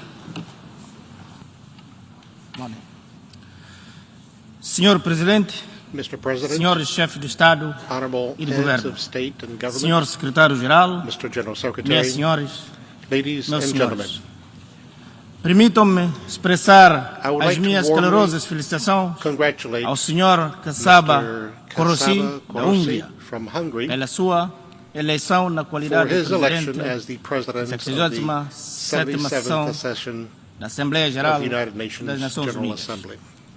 Gostaria também de saudar o I empenho would do also like to Secretário-Geral António congratulate Guterres the Secretary em prol da General paz Antonio do Guterres mundo e for his congratular commitment to world o peace Sr. Abdullah and Said Mr. Abdullah das Sahid Maldivas from the pelos Maldives resultados alcançados for the results that he durante o seu achieved mandato. during his term. Senhor Presidente, Mr. President, muito já foi dito much pelos has been eminentes said by oradores the eminent que me speakers antecederam nesta who were tribuna, before me on this que permite podium, evitar certas repetições which allows me to avoid e é certain chegada a repetition. hora de pensarmos The numa time has solução come global for us to think e of duradoura, a global and através da lasting solidariedade, solution sustentabilidade based on e a solidarity, ciência, como sustainability, tema science, desta sessão as the nos themes convida of this a fazer. session calls us to do. Pois a solução de muitos dos Because the nossos problemas solution to many of our está na problems reflexão is in the conjunta joint reflection, e na solidariedade global, global na solidarity, condução de and the ações pursuit concertadas of e concerted and coletivas. collective actions. A pandemia de Covid-19 nos The relembrou COVID-19 tragicamente pandemic tragically que reminded vivemos us no mundo that we live globalizado, in a globalized que a world, vida de todos os that the seres lives humanos of all human tem igual beings valor have equal e que a value, humanidade that humanity is é uma one, e tem destino and that we have comum. a common destiny. Devemos partilhar conhecimentos We must share científicos scientific e garantir knowledge and o acesso equitativo equitable access às to vacinas. vaccines. Senhor Presidente, nos Mr. últimos President, 2 anos conseguimos criar During the last 2 years, maior we were able to estabilidade create política greater no nosso political país, stability in our country, reafirmar o nosso papel reaffirm no our continente role in the africano, African continent, retomar o nosso and lugar reclaim no our concerto place das in the nações. concert of nations. Contudo, o contexto internacional However, the não international favorece context does o cabal not favor desempenho the do nosso full plano de implementation desenvolvimento, of our development plan, sobretudo no que concerne particularly à in realização respect dos objetivos to the do achievement desenvolvimento of the sustentável. Sustainable Development Goals. Nós, em África, estamos também Africa, a sentir we're also as consequências da guerra na The Ucrânia, consequences of the war que in infelizmente Ukraine, está a ter grande impacto, whose impact em is particular no unfortunately setor da energia broad, e da agricultura. particularly in A the inflação energy and e aumento agricultural dos sectors. preços dos cereais e dos outros Inflation and produtos increased alimentares prices of grains and básicos other staples agravou have consideravelmente considerably worsened a uma food situação situation that alimentar was already já challenging. bastante difícil. A Guiné-Bissau é país costeiro, Guinea-Bissau is a com uma coastal grande parte country with a great insular. number of islands. Temos feito muitos We have esforços dedicated much effort no to concerne mitigation a mitigação e adaptação. and the adaptation. Almejamos que a COP27 And we hope that seja COP27 passo determinante will be a na deciding step definição e adoção in de defining estratégias and adopting concretas concrete para strategies minimizar to os minimize impactos the negativos negative impacts das alterações of climate climáticas. changes.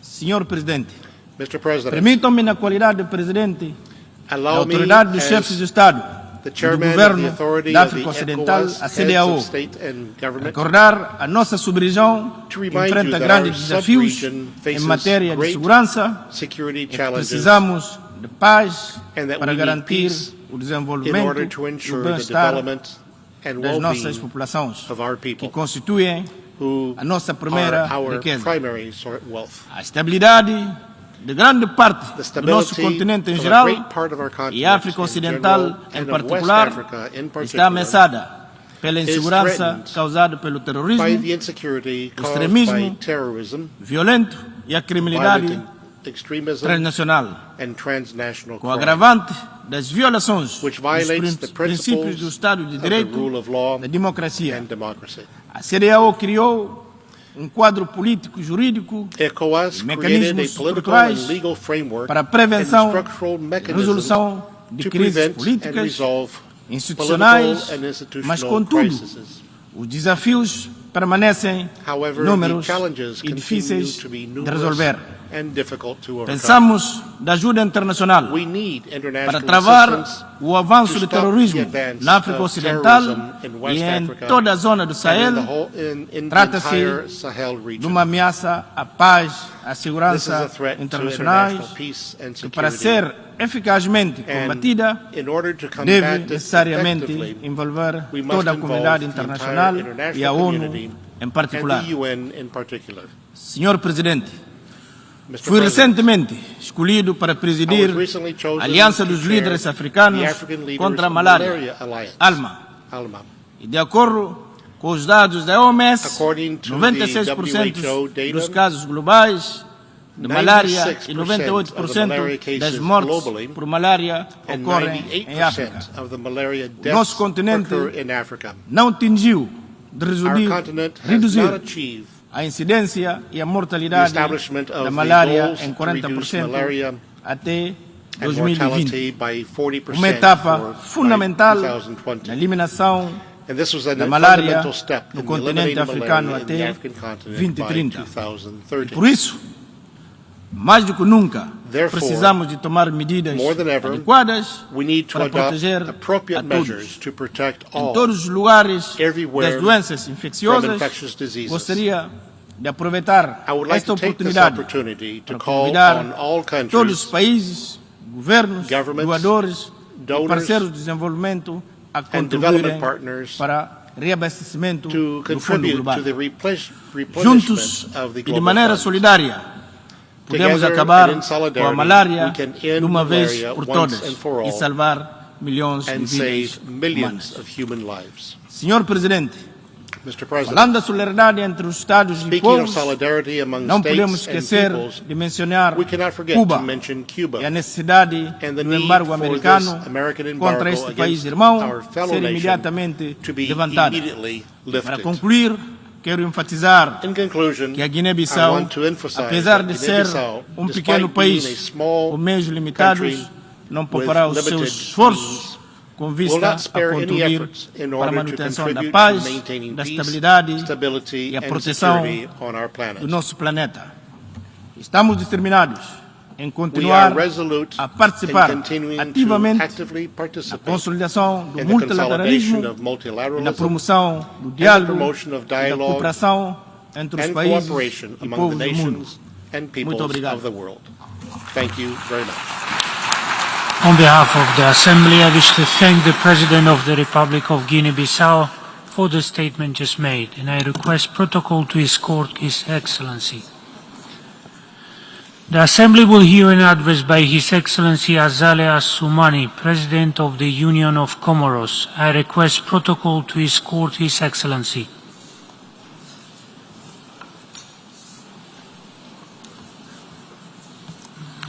On behalf of the General Assembly, I have the honor to welcome His Excellency Azale Assoumani, President of the Union of Comoros, and to invite him to address the Assembly.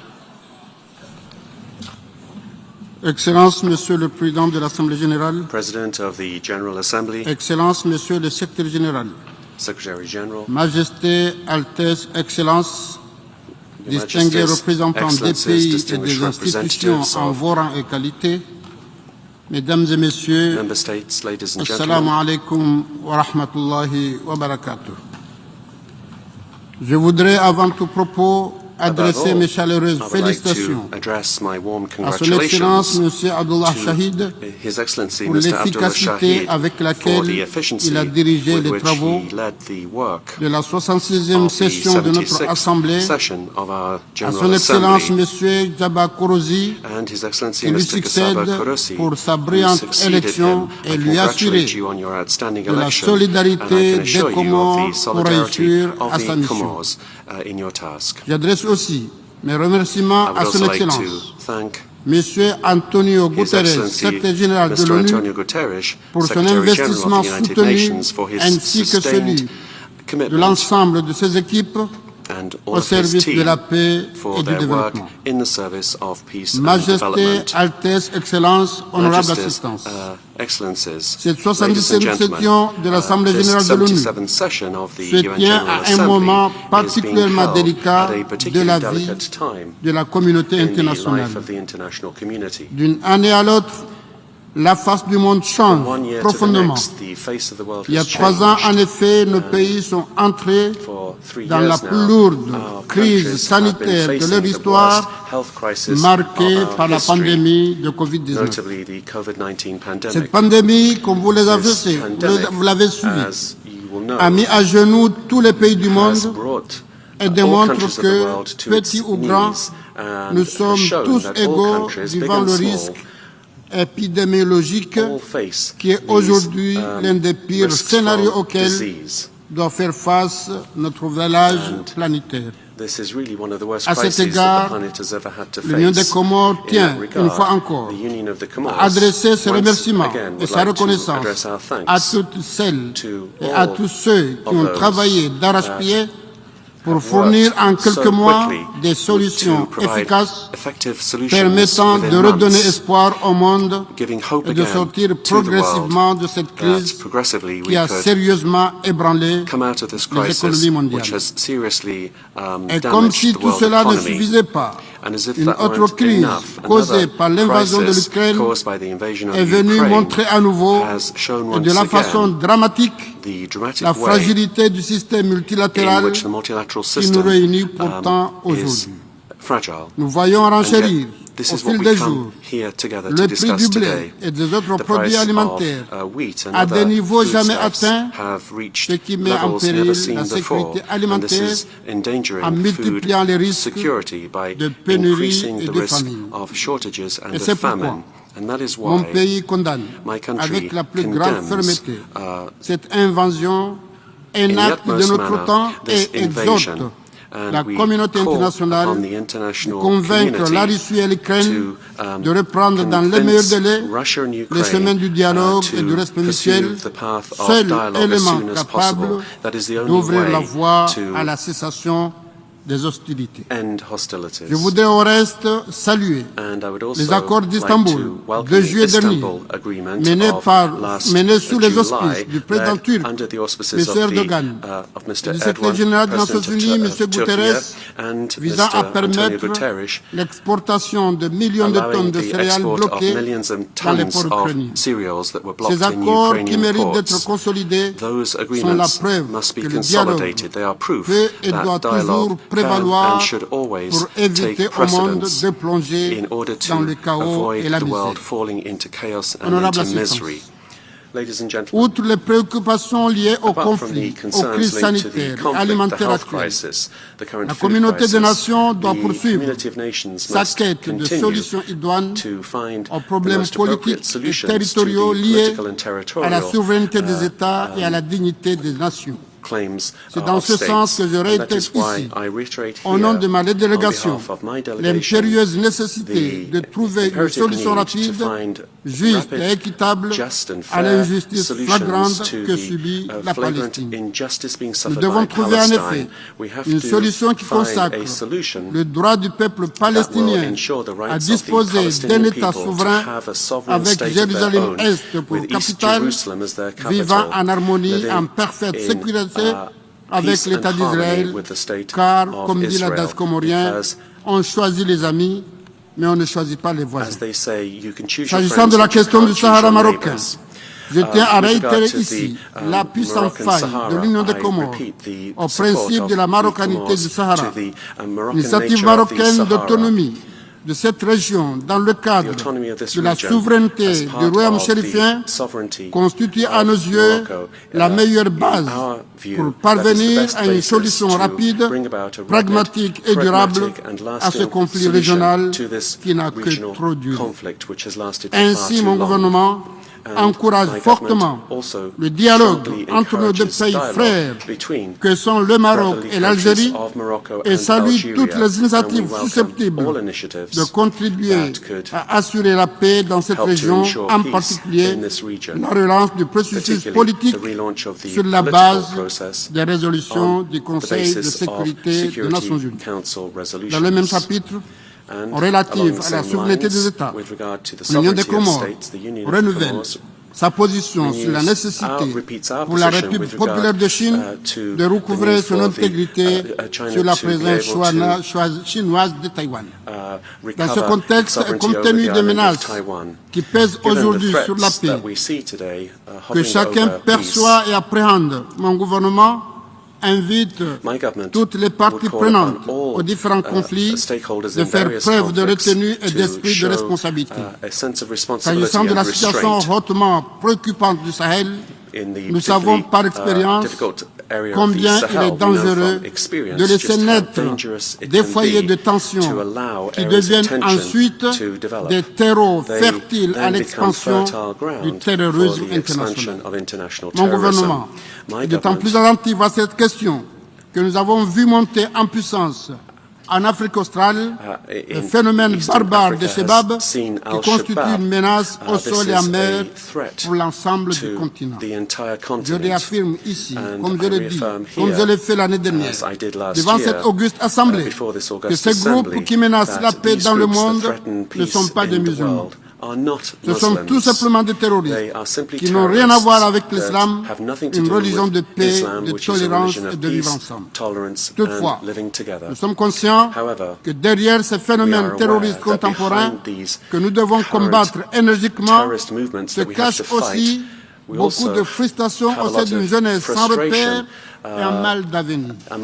À cet égard, j'en appelle aux grandes puissances de ce monde, en rappelant que si leur appui est capital pour contribuer au développement économique et social des États les plus menacés, celui-ci devrait être conçu de façon à répondre aussi aux aspirations des peuples bénéficiaires.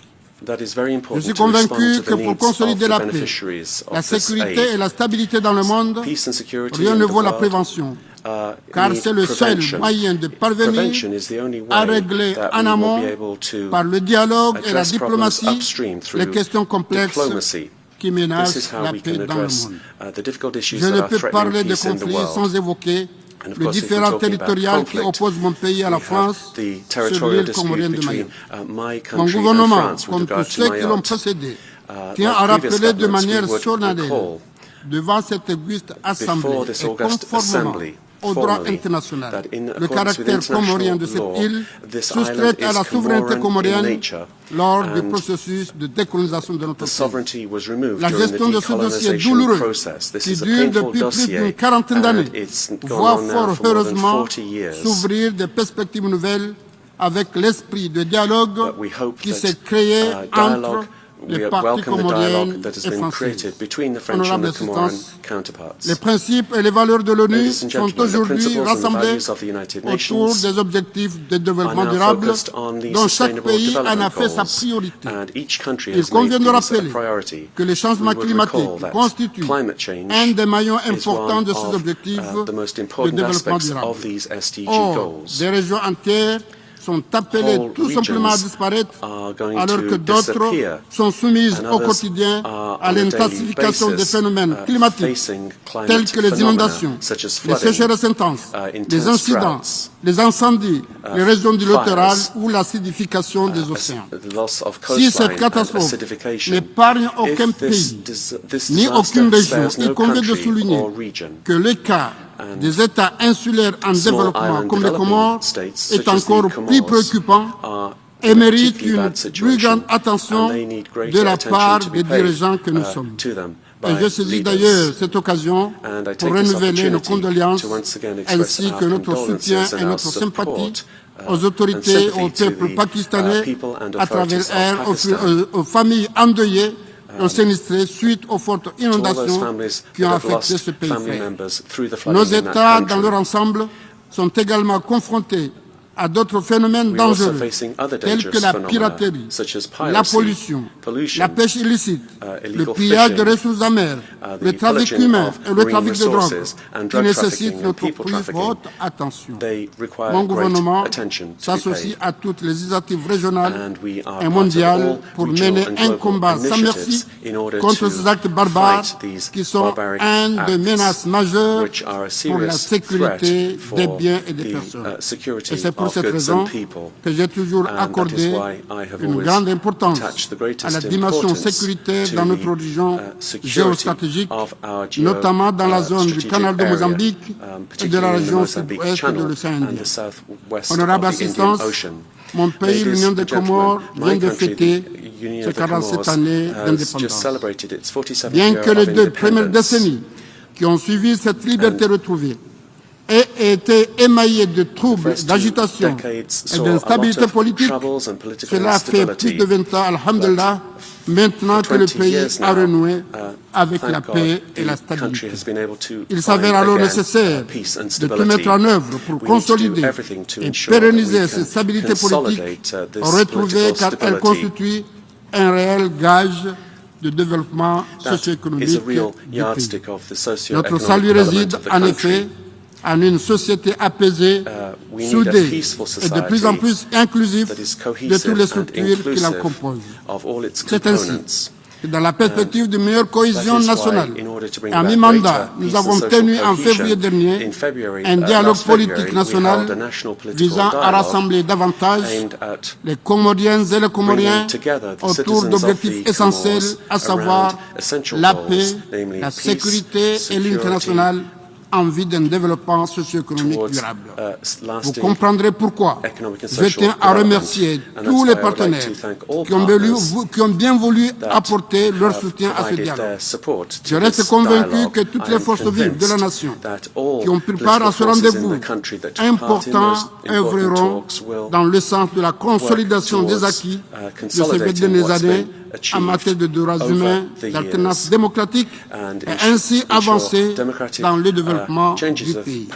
Et s'agissant des droits de l'homme, permettez-moi de souligner que mon pays collabore étroitement avec les instances régionales et internationales qui en ont la charge et a passé avec succès le mécanisme quadriennal de l'examen périodique universel du Conseil des droits de l'homme en 2019. Les réformes essentielles, constitutionnelles et législatives menées corroborent en effet la volonté de mon pays de faire des droits de l'homme une priorité nationale. Monsieur le Président, honorable assistance, sur le plan social, comme pour ailleurs, la Covid-19 a occupé les esprits et obligé les pays à accorder la priorité à sa gestion. L'Union des Comores en a connu 2 vagues, dont la seconde s'est avérée plus virulente, avec de nombreuses victimes. Néanmoins, la situation a été maîtrisée dans le pays grâce aux mesures anticipées, aux dispositions prises par les autorités, dans ce sens soutenues en cela par tous nos partenaires bi- et multilatéraux, les communautés et la société civile, que nous tenons ici à remercier à nous. Il faut dire que même si l'Union des Comores, Dieu merci, aujourd'hui classée dans la catégorie verte, la vigilance est à observer, surtout étant un pays insulaire, afin d'éviter une nouvelle progression de cette maladie.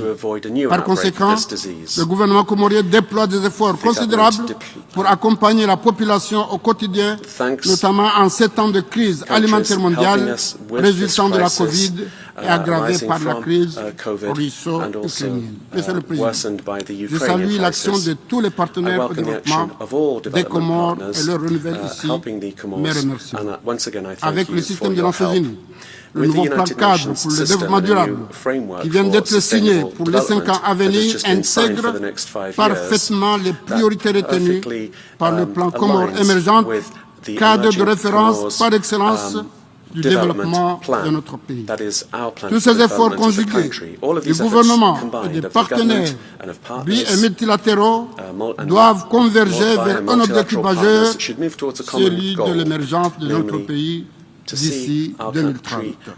À ce titre, nous comptons organiser au pays, au début du mois de décembre prochain, un séminaire de suivi de la conférence des partenaires au développement qui s'est tenue en France en 2019 afin de mobiliser les promesses faites pour accompagner ce défi de l'émergence d'ici 2030. Et je devrais ainsi, du haut de cette tribune, lancer un appel amical et fraternel à tous nos partenaires pour que nous trouvions ensemble des voies et moyens d'évoluer vers la concrétisation de nos engagements à Paris visant à financer les divers projets retenus dans ce programme.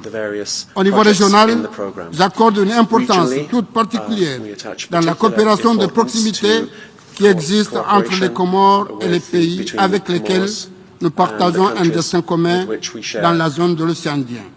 L'Union des Comores participe d'autre part aux efforts régionaux visant à assurer la sécurité dans la zone est-africaine et apporte dans ce contexte son soutien à la République sœur du Mozambique dans sa lutte contre le terrorisme, un fléau qui n'épargne aucun pays.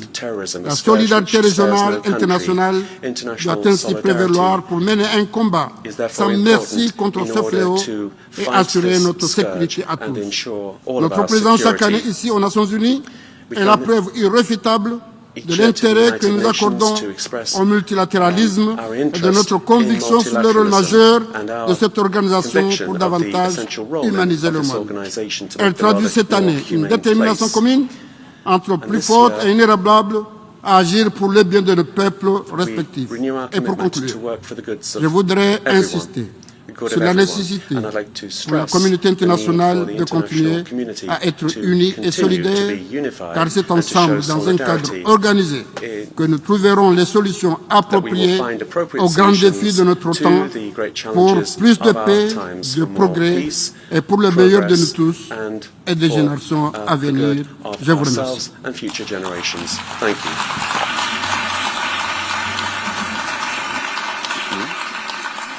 On behalf of the Assembly, I wish to thank the President of the Union of the Comoros for the statement just made, and I request protocol to escort His Excellency.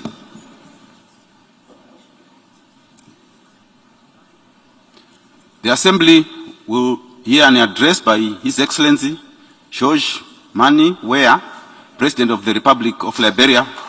I request protocol to escort His Excellency.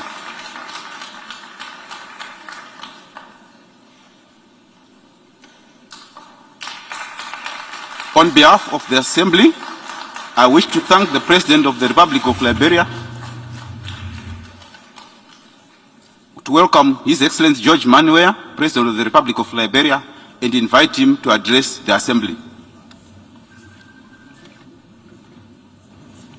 His Excellency Saba Korosi, President of the 77th United Nations General Assembly, His Excellency Antonio Guterres, Secretary General of the United Nations, Excellencies, Heads of State and Government, distinguished delegates, ladies and gentlemen. I'm honored to address this 77th section of the United Nations General Assembly on behalf of the government and people of Liberia. Let me congratulate His Excellency Saba Korosi on his election as President of this 77 sections of the United Nations General Assembly and assure him of Liberia's further support. I would also like to commend your predecessor, His Excellency Mr. Abdullah Shahid, for a job well done in administering the affairs of the 76 sections of the General Assembly. Let me also extend my profound thanks and appreciation to His Excellency Mr. Antonio Guterres, Secretary General of the United Nations, for his remarkable and visionary leadership.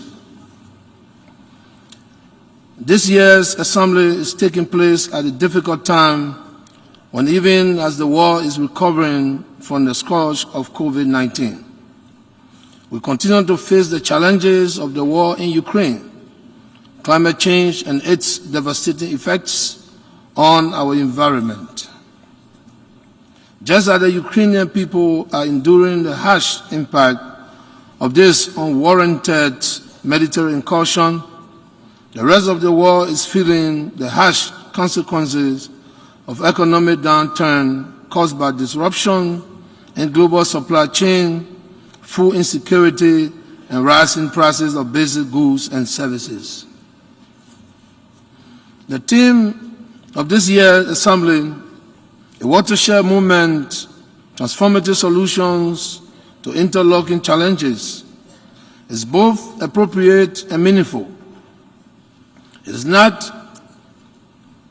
only reminds us about the current state of our world and provide us the space to reflect on the multiple challenges that confront us today. They include the health and socio-economic impacts of the COVID-19 pandemic, the devastating effects of climate change, environmental concerns, poverty reduction, food insecurity, and gender inequality. The challenges confronting the world today will require immediate collective global actions with the United Nations at the center of the search for solutions. In so doing, we must give special consideration to the needs of developing countries, particularly the least developed countries, in line with the Doha Program of Action for Least Developed Countries for the decade 2022-2031. Working together with the United Nations family, Liberia hereby commits to protect our planet, to promote peace, prevent conflicts, to ensure sustainable financing, and to boost partnership. Mr. President, Excellencies, distinguished ladies and gentlemen, this commitment is reflected in the proper agenda for prosperity and development, which embodies the expressions of our shared determination to achieve peace, prosperity, national development, address extreme poverty, inequalities, regional disparities, infrastructure deficit, climate change, and equitable distribution of our national wealth. Given Liberia's youthful populations of more than 60%, my government initiated a youth rehabilitation and empowerment program, the socio-economic empowerment of disadvantaged youth project, between 2019 and 2021, with the subsequent launch of a $13 million national fund drive for the rehabilitation and empowerment of at-risk youth in Liberia.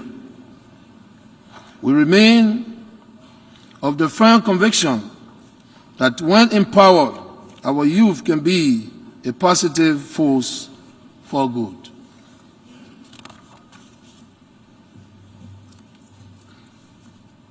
As Liberia Feminine in Chief, women empowerment and the promotion of gender equality remain key priorities of my government. Women do not only comprise almost half of our country's population, but they also play important roles at all levels of society and must be given equal deserved attention, support, and a place at the leadership and governance table in our society. To this end, we have developed a legal framework, including the ratification of regional and international instruments to address gender inequality, which are being carried out as a result of social, cultural perception, practices, and stereotypes that support male dominance and the subordination of women. I would like to inform you that my government, together with the UN partners, is implementing the EU Spotlight Initiative to end violence and harmful traditional practices against women and girls and promote their sexual and productive health and rights. Furthermore, the government of Liberia is currently implementing a $50 million United States ECOWAS-funded project to enhance the capacity of female entrepreneurs. Mr. President, I wish to express Liberia's sincere gratitude to our local and international partners, both multilateral and bilateral, for their continued support to our national efforts in combating the pandemic. As a result of that support, Liberia is well on its way to achieving herd immunity, hopefully by the end of this year, with 67% of the population already fully vaccinated. Distinguished delegates, ladies and gentlemen, my government continues to take actions through the formulations of new policy framework and strategic interventions to address the impacts of climate change and protect the environment. Liberia commits to achieving a target of 64% reduction in carbon emission below business as usual by 2030. We anticipate that the United Nations Climate Change Conference in Egypt, COP27, will provide the opportunity to accelerate actions towards the goal of the Paris Agreement and the UN Framework Convention on Climate Change. Mr. President, Excellencies, sustainable development can take place only in a peaceful and secure environment. In fulfillment of our commitment to the maintenance of regional and global peace and security, Liberia takes pride as a troop-contributing country, with Liberian troops and other security apparatus serving in the United Nations multidimensional integrated stabilization mission in Mali, the United Nations mission in South Sudan, and the United Nations Interim Security Forces for Abai. We thank the United Nations and our bilateral, international, multi-bilateral partners for the support we continue to receive in facilitating our contribution to global and regional peace and security. Mr. President, Excellencies, I am pleased to report that the IMF latest appraisal of the ongoing program it has with Liberia is very positive. It shows that inflation rates have been significantly reduced. There are now better prospects for economic growth compared to previous years in spite of the negative effects of COVID-19. Our effort at instituting new policy measures to fight grabs were also particularly commended in the report, along with our adherence to prudent fiscal management. Mr. President, distinguished ladies and gentlemen, democracy in Liberia also continues to grow from strength to strength.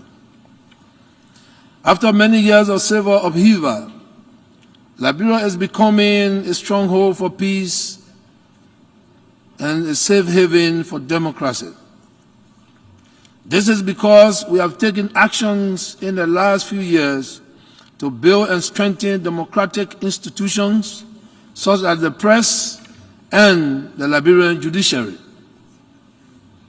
We have put forward new legislation that empower the media while eradicating those that have tended to suppress free speech. I am proud to say that from the beginning of my administration to date, there is no political prisoner in Liberia.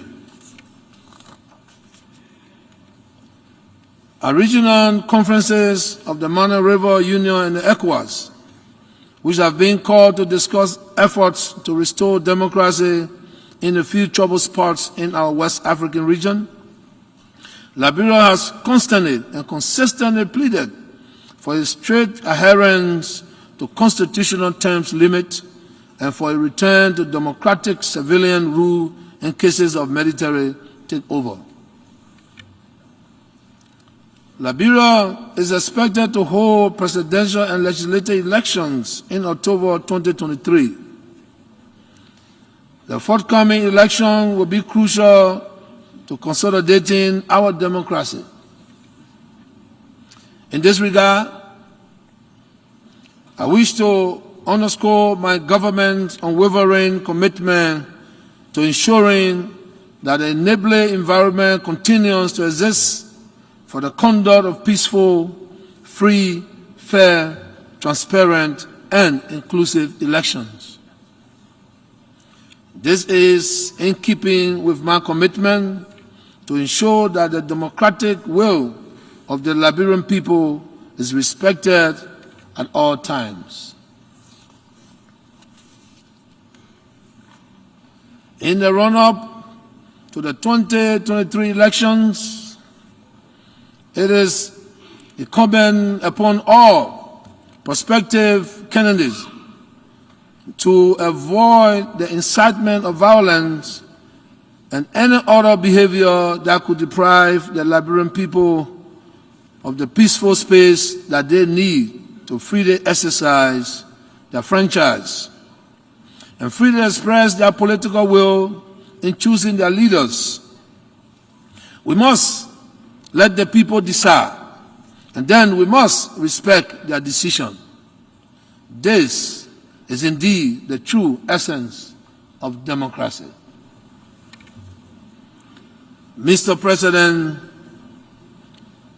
Excellencies, if we must advance common good of humanity, the implementation of the 2030 Agenda and the attainment of the Sustainable Development Goals, then international cooperation must be given primacy, and the principles of solidarity must have its rightful place.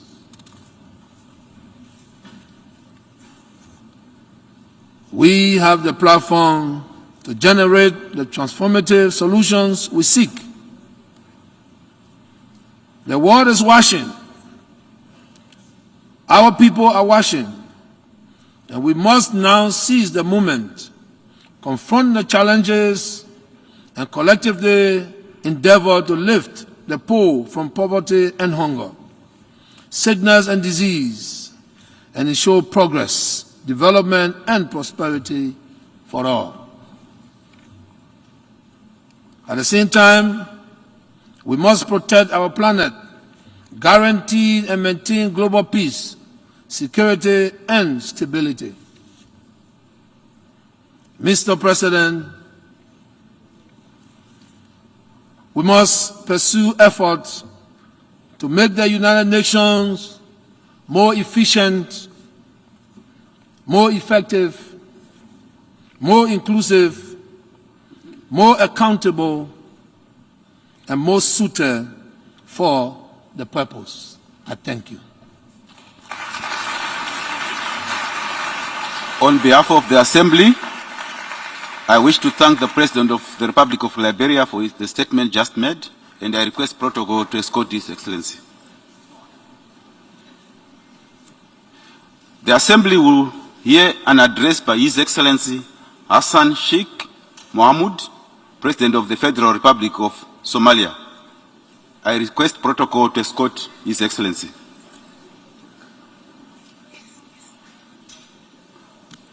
On behalf of the General Assembly, I have the honor to welcome His Excellency Hassan Sheikh Mohamud, President of the Federal Republic of Somalia and to invite him to address the Assembly. Bismillah, alhamdulillah, wa salatu wassalamu ala rasulillah. Assalamu alaikum wa rahmatullahi wa barakatuh. Your Excellency, the President of the 77th Session of the United Nations General Assembly, Heads of States and Governments, Excellencies, ladies and gentlemen, all protocols observed. It's a great honor and privilege to address the 77th Session of the United Nations General Assembly here in New York today. At this particular challenging time in human history, I welcome the important theme of this session which direct us all to find a transformative joint solution to the various interlocking challenges we face today. There is absolutely no doubt that today we as a community of nations collectively face the most challenging socio-economic and environmental situation we have experienced in the modern history. In fact, I can say with sadness that the situation is dire and potentially existential. Therefore, without transformative and urgent implementable solutions to these interlocking challenges of our times, the small window of opportunity we have to act together will pass to the detriment of all our citizens and the world. Our actions today will surely determine our fate and that of the generations to come. The burden of all our shoulders is heavy, and failure is not an option. Excellencies, ladies and gentlemen, most of the world is still recovering from the devastating health and socio-economic impact of the global COVID-19 pandemic. This pandemic was unprecedented in its impact on the daily lives of all citizens across the world, in that it changed the way we live forever and clearly presented how unprepared the world is for such shocks and disruptions. In addition, the COVID-19 pandemic painfully illustrated how far apart the world is in the development and the ability to respond to such huge crises through the top-down distribution of the vaccines, with richer nations being able to invest in the distribution life-saving vaccines more rapidly for their citizens, while the developing countries like Somalia waited for whatever was available and they could afford were gifted by the international partners. While this vaccine inequally is symbolic of the existing developmental divide between the developed and the developing world, we as a community of nations understood that we must and can stand together to overcome even the greatest challenge if we have a strong global system of cooperation, collaboration, and action. In this regard, the Somali federal government is grateful to all the dedicated medical professionals on the COVID-19 front line and bilateral and multilateral partners who supported our national effort to vaccine our people and provide protection for their livelihoods through the difficult COVID-19 crisis. Today, we must ensure the global inequality of the COVID-19 vaccine is not replicated with the looming food security crisis. Our world is becoming less secure through recurring conflict and increasing international terrorism and the destructive impact of the climate change. I cannot prioritize between these three interlocking challenges because they are equally as dangerous and directly harmful.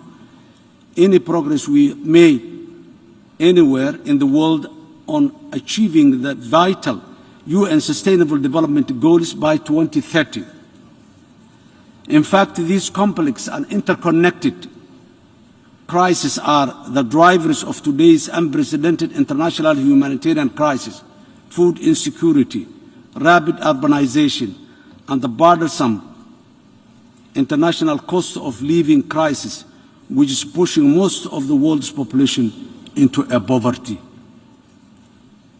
Indeed, we are at the unbearable juncture in human history where citizens are looking to their respective governments an international multilateral system to provide meaningful policy response which are anchored on transformative and sustainable solutions. Accordingly, we as a community of nations must be more optimistic and work even more closely together rather than retreat to nationalistic isolation, which does not and cannot serve our global citizenry in this new age of interconnectivity and interdependency. In Somalia, we are working tirelessly to transition from over 2 decades of devastating conflict, droughts, famine, and developmental stagnation to a new age of stability, progress, and prosperity. However, despite our continuing effort, Somalia and its resilient people are facing some of the most complex and interconnected crises in the world. The crises include ongoing regional droughts, which is directly threatening the lives and the livelihoods of Somalia's most vulnerable communities. In fact, our government has called on all its business community, diaspora, and international partners international partners to work with us to do everything possible to avert a possible looming famine.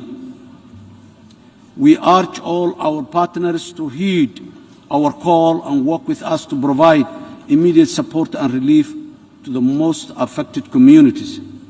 In the long term, we must collectively work together to ensure that we mitigate the acceleration of the dangerous and costly climate crisis through meeting the commitment to invest in and adequately finance climate adaptation in most affected and vulnerable regions of the world, including sub-Saharan Africa.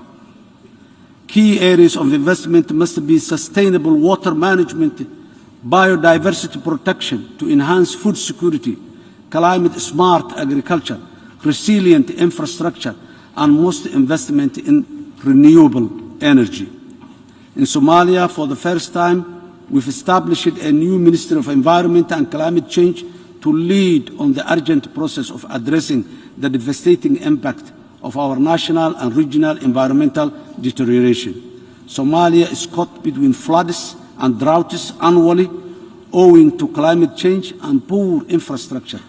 Our people, who have a long tradition of living harmoniously with the nature, unfairly contributing to poisonous emissions warming the earth, are the ones that are paying with their lives today.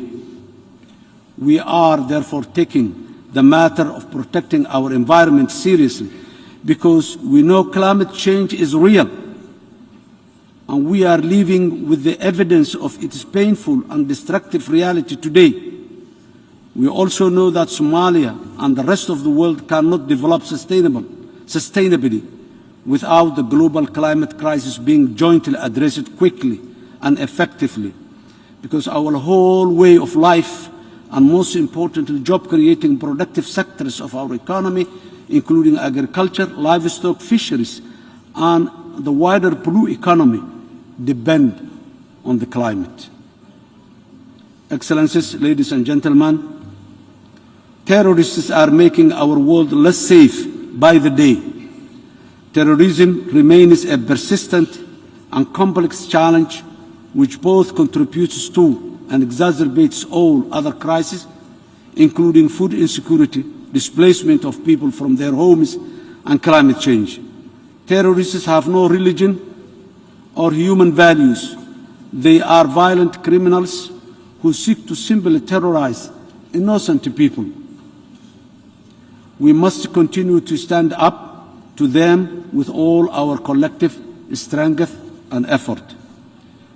Nowhere in the world has there been an example of terrorist organizations succeeding against a united governments and people, let alone govern justly as they falsely claim. The most important lesson we have learned in the long modern war against international terrorists and the terrorism is that neither can be contained or degraded. They need to be comprehensively defeated wherever they are. In Somalia, we are actively fighting the terrorist group called Al-Shabaab, who are Al-Qaeda affiliate, and ISIS separately.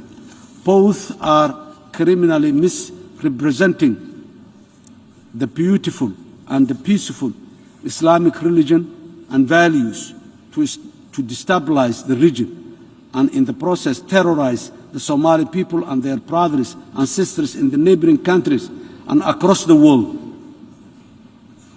In recent weeks, the unprovoked violent and senseless actions of Al-Shabaab against innocent civilians across Somalia has highlighted the urgent need for an expedited common national and international response to defeating them on a permanent basis to advance regional and global security.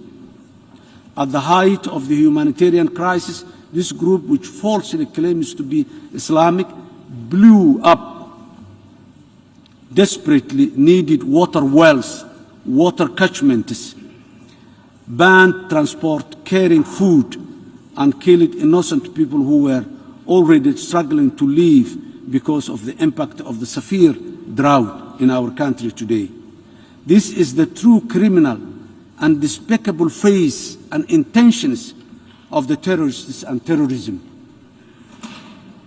On our part, the Somali federal government and its federal member states, with the direct support of our brave and resilient people, are responding by challenging and defeating terrorist groups in major localities in which they still remain some parts. The Somali people have begun to organically rise up in support of their government's call to defeat themselves and their nation from the evils of terror. As recently as this past month, more towns and villages were recovered from our offensive military operations with the support of the local communities. We are now confident that some enhanced public support, our government will eliminate terrorism from Somalia. Because the Somali people have finally realized that Al-Shabaab's repressive actions will not end until we all take action to achieve this. In a nutshell, the Somali people now believe Al-Shabaab can and only be defeated, and this is our real source of energy and inspiration as a government in the fight against international terrorism. At the policy level, the Somali government will continue to work with all its partners, including the African Union Transition Mission in Somalia, in the fight against global terrorism. We are fully committed to doing the heavy lifting to secure our future. However, to deliver the killer blow to the violence and the insecurity, we must think past the notions of containing and degrading Al-Shabaab or any other terrorist organization anywhere in the world. We know these policies are no longer as effective as they were once thought to be at this advanced stage in the fight against the ever-evolving global terrorism threat. Instead, we need to focus all our joint effort on Somali government's new strategy of military, ideological, and financially challenging terrorism and terrorists to ensure that they are comprehensively defeated once and for all and quickly. Furthermore, the Somali government is sincerely committed to working with all the partners to effectively train, equip, and sustain its armed forces with a view to ongoing forward fully. That is the only long-term sustainable solution for stability and progress our country and the region and the world at large. This effort is Somali government is paying within the complex network of challenges of the climate change effects and the poverty at the present. Ladies and gentlemen, without predictable and committed national and international financing, it's not possible to realize a transformative solution to financing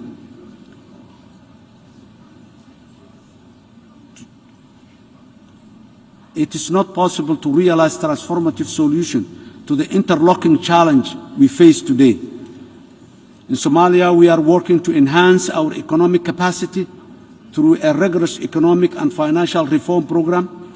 This will strengthen Somalia's economic fundamental, improve public financial management, and mobilize more urgently needed domestic resources to respond to the crisis more sustainably and swiftly. We are very much grateful for international financing organizations like the World Bank and the IMF, who is supporting Somalia to make a real reform, economic and financial reform. However, given Somalia's fragile economic situation as a recovering post-conflict state, financing global development priorities must be underpinned by a common international commitment to support countries like ours with more concessionary financing, capacity building, and investment in all areas that can strengthen resilience to today's multiple crises, including climate change, security, and the provision of social protection for the most vulnerable in our societies. We must also facilitate and promote private sector investment and participation in overcoming these challenges to transition from simply what is now referred to as a corporate social responsibility to common social prosperity, in which we all contribute our fair share, and our governments must facilitate and improve further the enabling environment necessary for that private investment. In conclusion, there is no escaping the global vicious cycle of complex and interconnected crises which challenges our citizens and the wider world. More worryingly, they have become repetitive and without strong bilateral, multilateral, civil society and private sector partnership, they cannot be addressed effectively anywhere or by any single nation or geographic region alone. In the absence of urgent and effective joint action starting today, the dream of achieving the UN Sustainable Development Goals by 2030 will remain just that, a mere distant dream. On our part, the Somali government is committed and determined to defeat international terrorism with all our international partners, tackle extreme poverty, raise the environmental consciousness of our population, mitigate the worst of the climate change impact, and rebuild an inclusive, resilient, and people-centered society and economy through our successful ongoing socio-economic reform program. These are the basis for the transformative solutions that will help us mitigate and overcome the interlocking challenges that our nations face today and pave the way for a future progress and prosperity. The most important lessons we learned from dealing with the multiple complex and interconnected crises in Somalia is that we must not always be behind and plan for and respond to the worst cases of emergency. When we have many early national and international warning systems in place, it's better and more just and prudent to plan ahead and focus on building resilience by finding and financing durable solutions that help to deliver sustainable development for the most vulnerable across the world. In Somalia, we have a wise saying, and it is, one finger cannot wash a whole face. If we work together sincerely, collaboratively, as a community of nations, no challenge, no matter how big it is insurmountable. I thank you all.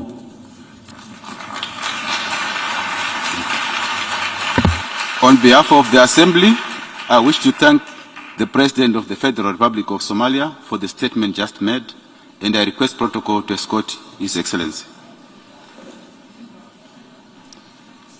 The Assembly will hear an address by His Excellency Evariste Ndayishimiye, President of the Republic of Burundi, I request protocol to escort His Excellency.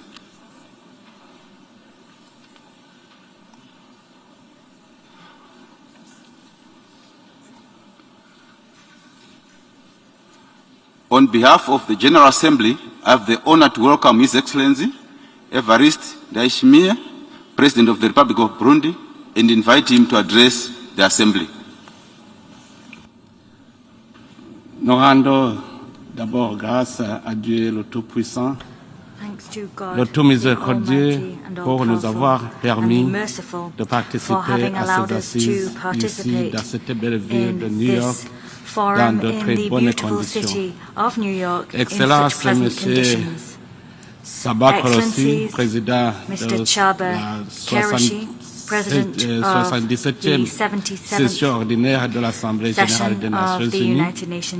Excellence, Mesdames, Messieurs les chefs d'État et de gouvernement, Majesté, Monsieur le Secrétaire général des Nations Unies, Mesdames, Messieurs les chefs de délégation, distingués délégués, Mesdames, Messieurs.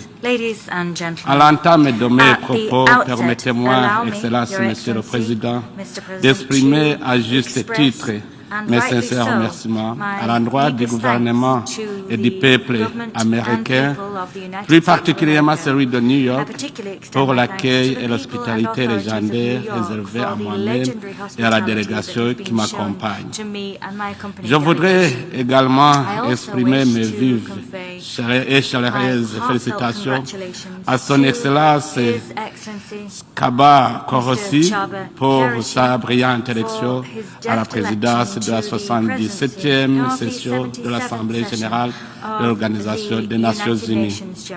Le Burundi, à travers ma voix, vous assure, Monsieur le Président, de son plein soutien et entière coopération tout au long de votre mandat au service de l'humanité. Il me plaît par la même occasion d'exprimer ma profonde gratitude à votre prédécesseur, Monsieur Abdullah Shahid, pour le travail remarquable abattu dans des conditions extrêmement difficiles marquées par la crise actuelle consécutive à la pandémie de Covid-19 et les crises sécuritaires dans plusieurs régions du monde. C'est dans ce même cadre que je rends hommage mérité au secrétaire général de notre organisation, M. Antonio Guterres, qui n'a ménagé aucun effort pour accomplir convenablement sa mission dans cette dure conjoncture marquée par diverses crises et paradoxes. Excellence, Monsieur le Président, Excellences, Mesdames, Messieurs, un adage burundais que je vous traduis directement ici, dans un climat de paix, la serpette peut servir de tondeuse. Pour dire que là où il y a la paix, tout est possible. Le monde d'aujourd'hui devrait s'en inspirer. Malheureusement, aujourd'hui, le monde est devenu une immense tour où nous assistons, nos yeux pleins de larmes, à des actes macabres dans certaines nations du monde à cause des guerres, des massacres horribles, des flux de réfugiés ainsi que l'insécurité alimentaire et la déstabilisation des systèmes économiques mondiaux. Les pays du monde sont en train aujourd'hui de subir des soubresauts de la situation en Ukraine. En Afrique, le terrorisme et l'extrémisme violent frappent encore dans la région du Sahel, dans la Corne de l'Afrique et en Afrique centrale, avec une tendance de l'étendre vers la région sud de l'Afrique. Il en est de même dans les autres parties du monde, car, à tort remarqué, le terrorisme n'a pas de frontières, les changements climatiques qui causent des famines n'ont pas de limites, mais ensemble, avec la volonté politique, nous pouvons vaincre ces fléaux. J'en suis confiant. J'en suis confiant. Et ça, c'est Monsieur le Président, car mon pays, le Burundi, en sait trop suite aux crises politiques répétitives que nous avons traversées, qui non seulement ont détruit les vies humaines, mais aussi l'environnement. Aujourd'hui, nous nous sommes rétablis et le pays marche bien dans la voie vers son développement socio-économique. Le Burundi essaie de marcher dans cette ligne, profitant des dividendes de la paix, de la sécurité, de la stabilité et de la cohésion sociale retrouvée grâce au Burundi eux-mêmes, mais également à la contribution de la communauté internationale. Nous souhaitons donc que l'esprit de paix, de fraternité et de justice soit le souci de tous, pour que tous les peuples du monde jouissent pleinement de leur droit de bien vivre dans la dignité. Et sur le plan humanitaire, le Burundi a accueilli sur son sol, avec chaleur et dignité, les milliers de réfugiés en provenance de la République démocratique du Congo, toutes ethnies confondues.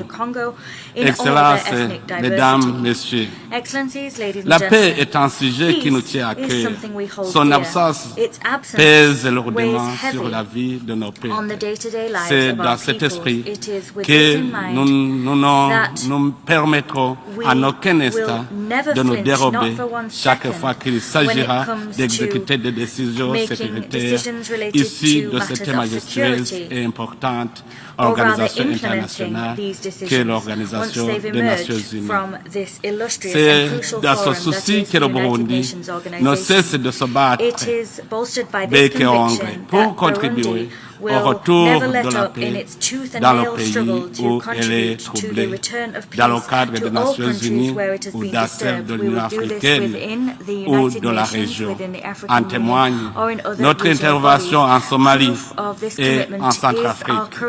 Dans le même souci, le Burundi s'est engagé à contribuer au retour de la paix à la République démocratique du Congo dans le cadre de l'initiative de la communauté est-africaine. Je profite de cette occasion pour demander à la communauté internationale d'appuyer le processus de Nairobi pour secourir le peuple congolais en détresse. Toujours dans le cadre de la paix et la sécurité, la participation à cette session me suggère de solliciter très humblement l'implication des Nations Unies pour traquer les groupes terroristes qui commencent à s'infiltrer dans notre sous-région, sans oublier ceux qui sévissent déjà dans d'autres coins du monde.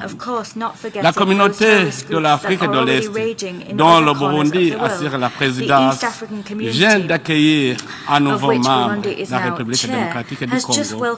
Et avec les autres chefs d'État des pays membres, nous nous sommes donnés comme objectif de stabiliser toute la communauté pour que les populations de nos pays, pour permettre aux populations de nos pays de se concentrer en fait au projet de développement socio-économique. C'est pour cette raison que le gouvernement burundais est en train de développer les infrastructures de transport telles que la voie routière, la voie ferrée et la voie aérienne, ainsi que le transport lacustre afin de réussir l'approche multimodale et interconnectée au niveau national et sous-régional qui s'impose à mon pays de manière incontournable. Le Burundi, ensemble avec la RDC et la Tanzanie, travaille étroitement pour réaliser le projet ambitieux de chemin de fer Uvinza, Musongati, Gitega, Bujumbura, Uvira et Kindu, devant relier les trois pays et les deux océans Atlantique et Indien. Ce méga-projet permettra non seulement de booster les économies des trois pays, mais également de faciliter la circulation des biens et des personnes dans la sous-région. Nous souhaitons que les États membres des Nations Unies se lèvent comme un seul homme pour protéger et promouvoir tous les droits humains dont doit jouir l'humanité sans distinction aucune. Nous apprécions ce qui se fait déjà aujourd'hui, mais il reste encore à faire pour que l'homme jouisse pleinement de tous les droits que lui confère la nature humaine. C'est pour cela que je profite de cette occasion pour remercier vivement la communauté internationale pour les efforts qu'elle a fournis pour établir la paix et la stabilité dans mon pays. dans ce cadre, il me convient de porter à la connaissance de cette auguste assemblée qu'une justice équitable pour tous est aujourd'hui une réalité et que les droits de l'homme, dont le droit d'expression et de presse sont respectés sur toute l'étendue du territoire burundais. Mais malheureusement, certains fonctionnaires portant le flambeau de certaines institutions de notre organisation découragent ce développement positif par la politisation de la démocratie et de la lutte contre l'impunité.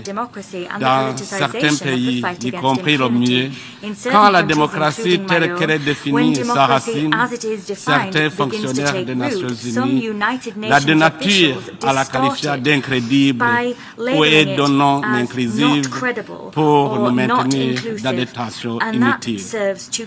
Quand nous nous battons au quotidien contre l'impunité, certains fonctionnaires des Nations Unies cherchent encore à disqualifier nos actions.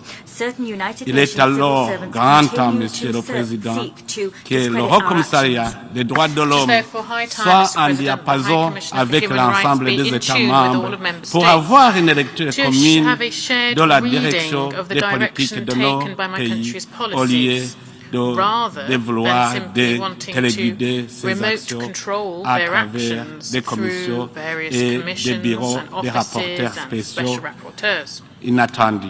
Le moment est venu, Monsieur le Président, pour que les Nations Unies reconnaissent les avancées réalisées par mon pays depuis 17 ans et comprennent que le statut de pays fragile ne s'applique plus au Burundi. Excellences, Monsieur le Président, Excellences, Mesdames, Messieurs, l'homme est au cœur de l'économie depuis la famille jusqu'au niveau mondial. Nous devons donc contribuer au développement du capital humain en dotant à nos populations des outils appropriés, des expériences et des savoirs adaptés aux exigences de la vie aujourd'hui. Nous devons trouver des solutions pour contrecarrer les menaces à notre économie, à notre santé, à notre système éducatif, à notre cohabitation pacifique, bref, à notre façon de vivre dans nos États et entre les États du monde. Nous savons que l'Organisation des Nations Unies a le souci de contribuer à l'amélioration des conditions de vie des populations du monde par l'accès à des revenus familiaux suffisants pour assurer un niveau de vie décent. L'éducation constitue un élément clé pour y parvenir. Par là, effectivement, de l'éducation, je ne saurais être plus explicite que Nelson Mandela quand il a dit, je cite, l'éducation est l'arme la plus puissante pour changer le monde. Fin de citation. Plusieurs années après cette célèbre citation, cette piste de solution pour opérer un changement positif au sein de nos communautés reste toujours d'actualité. L'éducation permet aux jeunes d'avoir des aspirations et des ambitions pour l'avenir et constitue un outil efficace de lutte contre la violence et le terrorisme. C'est ainsi que dans mon pays, nous sommes en train d'initier des réformes, de repenser à la politique du système éducatif afin de rendre notre jeunesse plus professionnelle que serviteur de la fonction publique.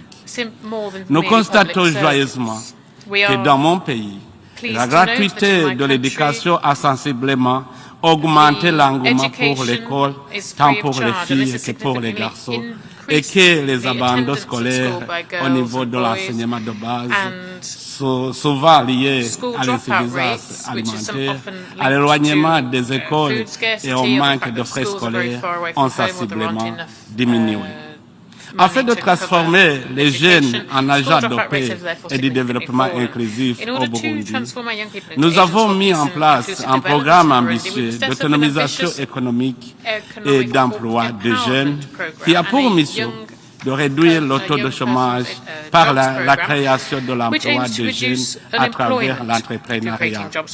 Pour accompagner ce programme, nous avons mis à la disposition de la jeunesse la banque d'investissement des jeunes et un fonds d'insertion, de garantie et d'accompagnement en vue de leur faciliter l'accès au crédit.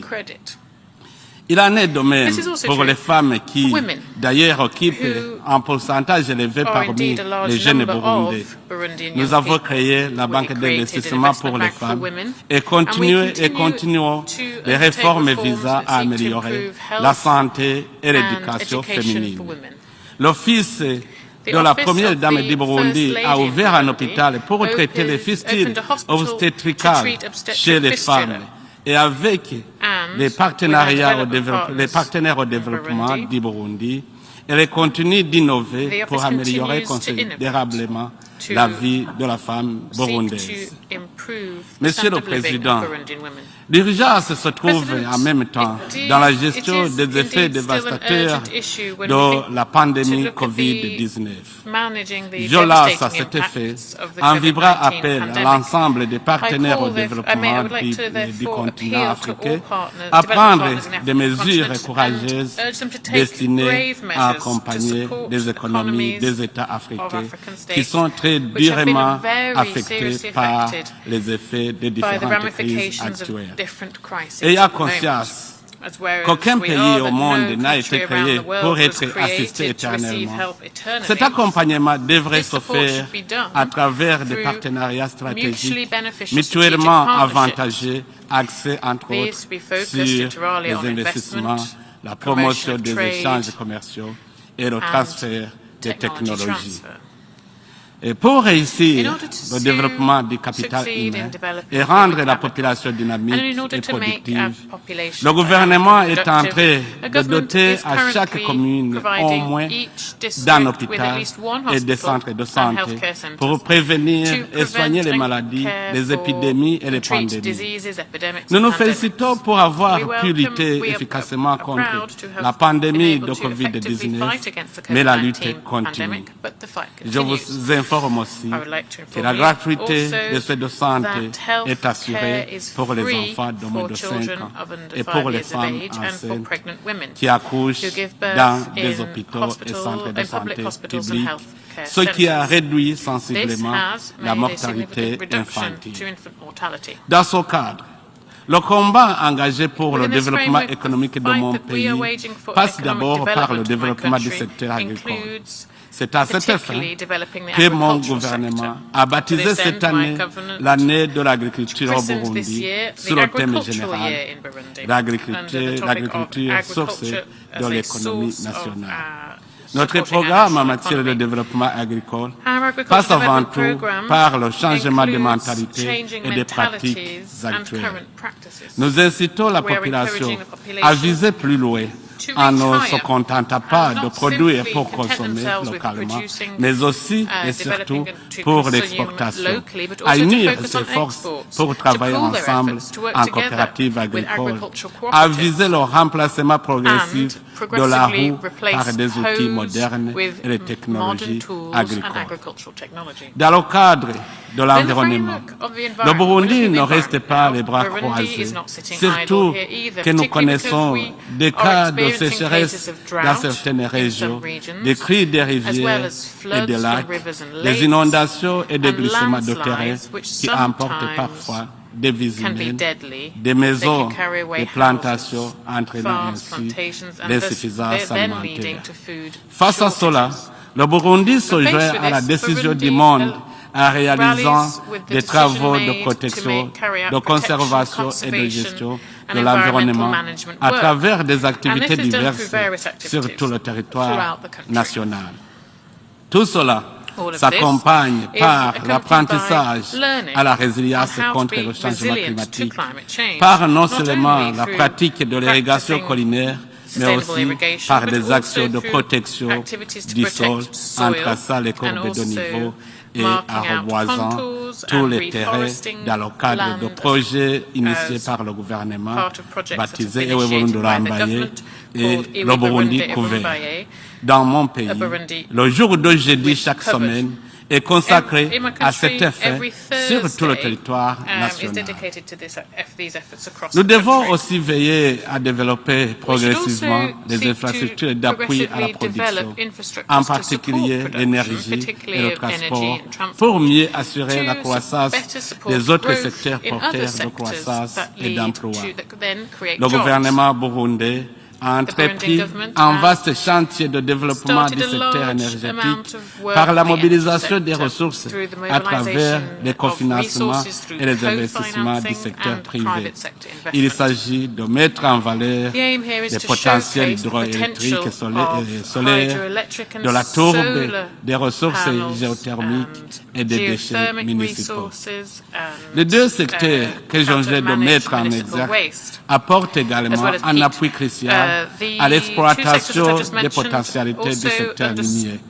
Nous voulons ici développer un partenariat technique et financier mutuellement avantageux et équilibré dans le domaine de la prospection, de l'exploitation et de la transformation des produits miniers et géologiques, dont les études réalisées révèlent un sous-sol très riche et encore vierge. Monsieur le Président, Mesdames, Messieurs, pour que la paix et le développement soient une réalité, il faut que la bonne gouvernance et la bonne gestion des finances publiques soient mises en avant.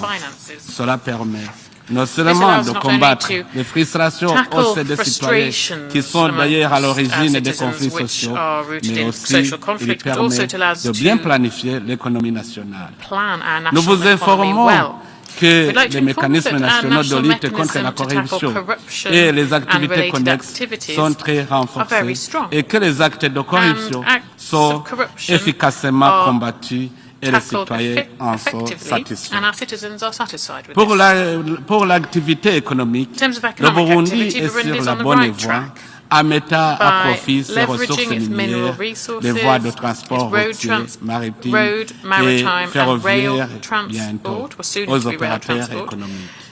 Nous voudrions aussi informer les investisseurs que le littoral du lac Tanganyika est en train d'être aménagé pour développer le tourisme et que d'autres nouveaux sites touristiques sont en train d'être aménagés à l'intérieur du pays.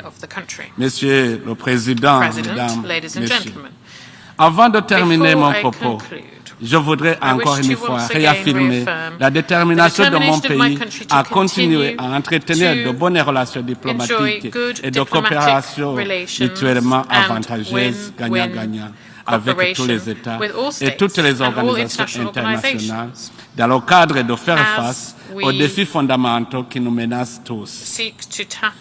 Nous nous réjouissons de la reprise de bonnes relations politiques, diplomatiques et économiques qui avaient été gelées avec certains États et organisations internationales. Notre souhait ardent est d'entretenir avec les pays et les organisations internationales de bonnes relations fortes qui contribuent à un avenir radieux du Burundi et de tous les pays du monde. Je vous remercie de votre aimable attention. Que Dieu vous bénisse. Merci. On behalf of the Assembly, I wish to thank the President of the Republic of Burundi for the statement just made, and I request protocol to escort His Excellency. The Assembly will hear an address by His Excellency Abdel Fattah al-Burhan, Abdel Rahman al-Burhan, President of the Transitional Sovereign Council of the Republic of the Sudan. I request protocol to escort His Excellency.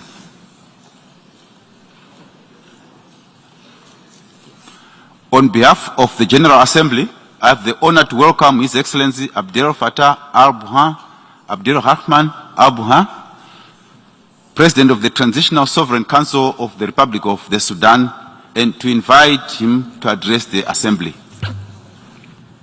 Bismillah ar-Rahman ar-Rahim. In the name of God, the most Sayyid al-Rais, compassionate President, السيدات والسادة أصحاب الجلالة Your Majesties, والفخامة والمعالي رؤساء الدول والحكومات ورؤساء الوفود Heads سيد of الأمين State and العام Government, للأمم Heads of المتحدة Delegation, Secretary سيدات General of the والسادة United Nations, السلام عليكم Ladies and ورحمة الله gentlemen, وبركاته. may the peace and compassion of God be with you. يطيب لي أن أتقدم At the إليكم outset, I السيد جابا am بالتهنئة pleased الصادقة to على extend to انتخابكم you, Mr. Chaba رئيسا للجمعية Kuruzi, العامة my warmest للأمم congratulations المتحدة on your في election دورتها to السابعة preside والسبعين. over the United متمنين لكم Nations General التوفيق Assembly at its 77th والسداد. session. كما I نعرف wish you every عن success in your تقديرنا work. للجهود I would التي like بذلها to سلفكم express my appreciation سعادة also to الوزير your predecessor, عبد الله شاهد Mr. رئيس Abdullah الجمعية Shahid, العامة في دورتها الماضية. who was president سيد of the الرئيس، 76th session نحن of the United Nations General نقدر عاليا Assembly. شعار الجمعية العامة لهذه الدورة، We welcome نسمن the theme of مضامينه، this United Nations ندعو General Assembly لمزيد session, من التضامن and الدولي we call والعمل for المشترك more متعدد الأطراف cooperation, وتفعيل آليات joint التعاون action, لإيجاد multilateralism, and حلول also the مستدامة implementation of للتحديات cooperation العالمية mechanisms in order وتقليل to آثارها find sustainable solutions السالبة to على global الشعوب، challenges, and in خاصة order to في reduce الدول the الخالية nefarious من repercussions of نزاعات people around the world, وأقل البلدان particularly on نموا. countries who have سادة been affected والسيدات، by conflict and less يسعدني developed countries. أن أشاطركم بالتطورات السياسية في I have السودان the pleasure to look والتزامنا over the most بالعمل recent على political تحقيق developments السلام in Sudan and to وتعزيز reiterate our آليات commitment الانتقال for السلمي peace وصولا and a peaceful لتحول transition ديمقراطي كامل to عبر انتخابات establish عادلة real ونزيهة وشفافة democracy that بنهاية الفترة includes الانتقالية fair, free استشرافا and transparent elections at the end of مدني the يمثل transition كافة period in order السودانيين to establish a في إطار civilian ذلك regime which ولإتاحة represents الفرصة all كاملة Sudanese people. للحوار والتشاور And also قررنا في to بيان للقوات promote المسلحة national understanding انسحاب المؤسسة and to allow العسكرية civilians من الحوار to enter into dialogue وعدم and work المشاركة في together. السلطة We decided in لإفساح a المجال communique from the أمام armed القوى forces السياسية from the والثورية 4th of July المؤمنة بالتحول 2022 to الديمقراطي withdraw the والمؤمنة military institution بأهداف from this ثورة dialogue and to الشعب allow العظيمة في ديسمبر revolutionary political لتشكل forces to form حكومة a civilian بقيادة government. مدنية من الكفاءات الوطنية يشارك فيها الجميع This will be a عدا حزب government المؤتمر الوطني which will be لإكمال independent مطلوبات and الفترة will الانتقالية. implement the rest of وهنا remaining نجدد requests from the التزامنا transition period. بالتعاون Here, I مع wish بعثة to الأمم reiterate المتحدة our commitment المتكاملة to لدعم المرحلة cooperate الانتقالية في السودان with وفقا لمبادئ UNITAMS ميثاق الأمم المتحدة in line with the وولايتها United Nations المنصوص Charter عليها and its في قرار mandate تشكيلها set ومصفوفة forth by Security مطلوبات دعم Council الانتقال resolution التي سلمها and in السودان line with the للأمم المتحدة. list of requests كما presented نجدد by Sudan to the United Nations to التأكيد promote the على transition. مواصلة التعاون مع قوة الأمم المتحدة الأمنية المؤقتة في أبيي.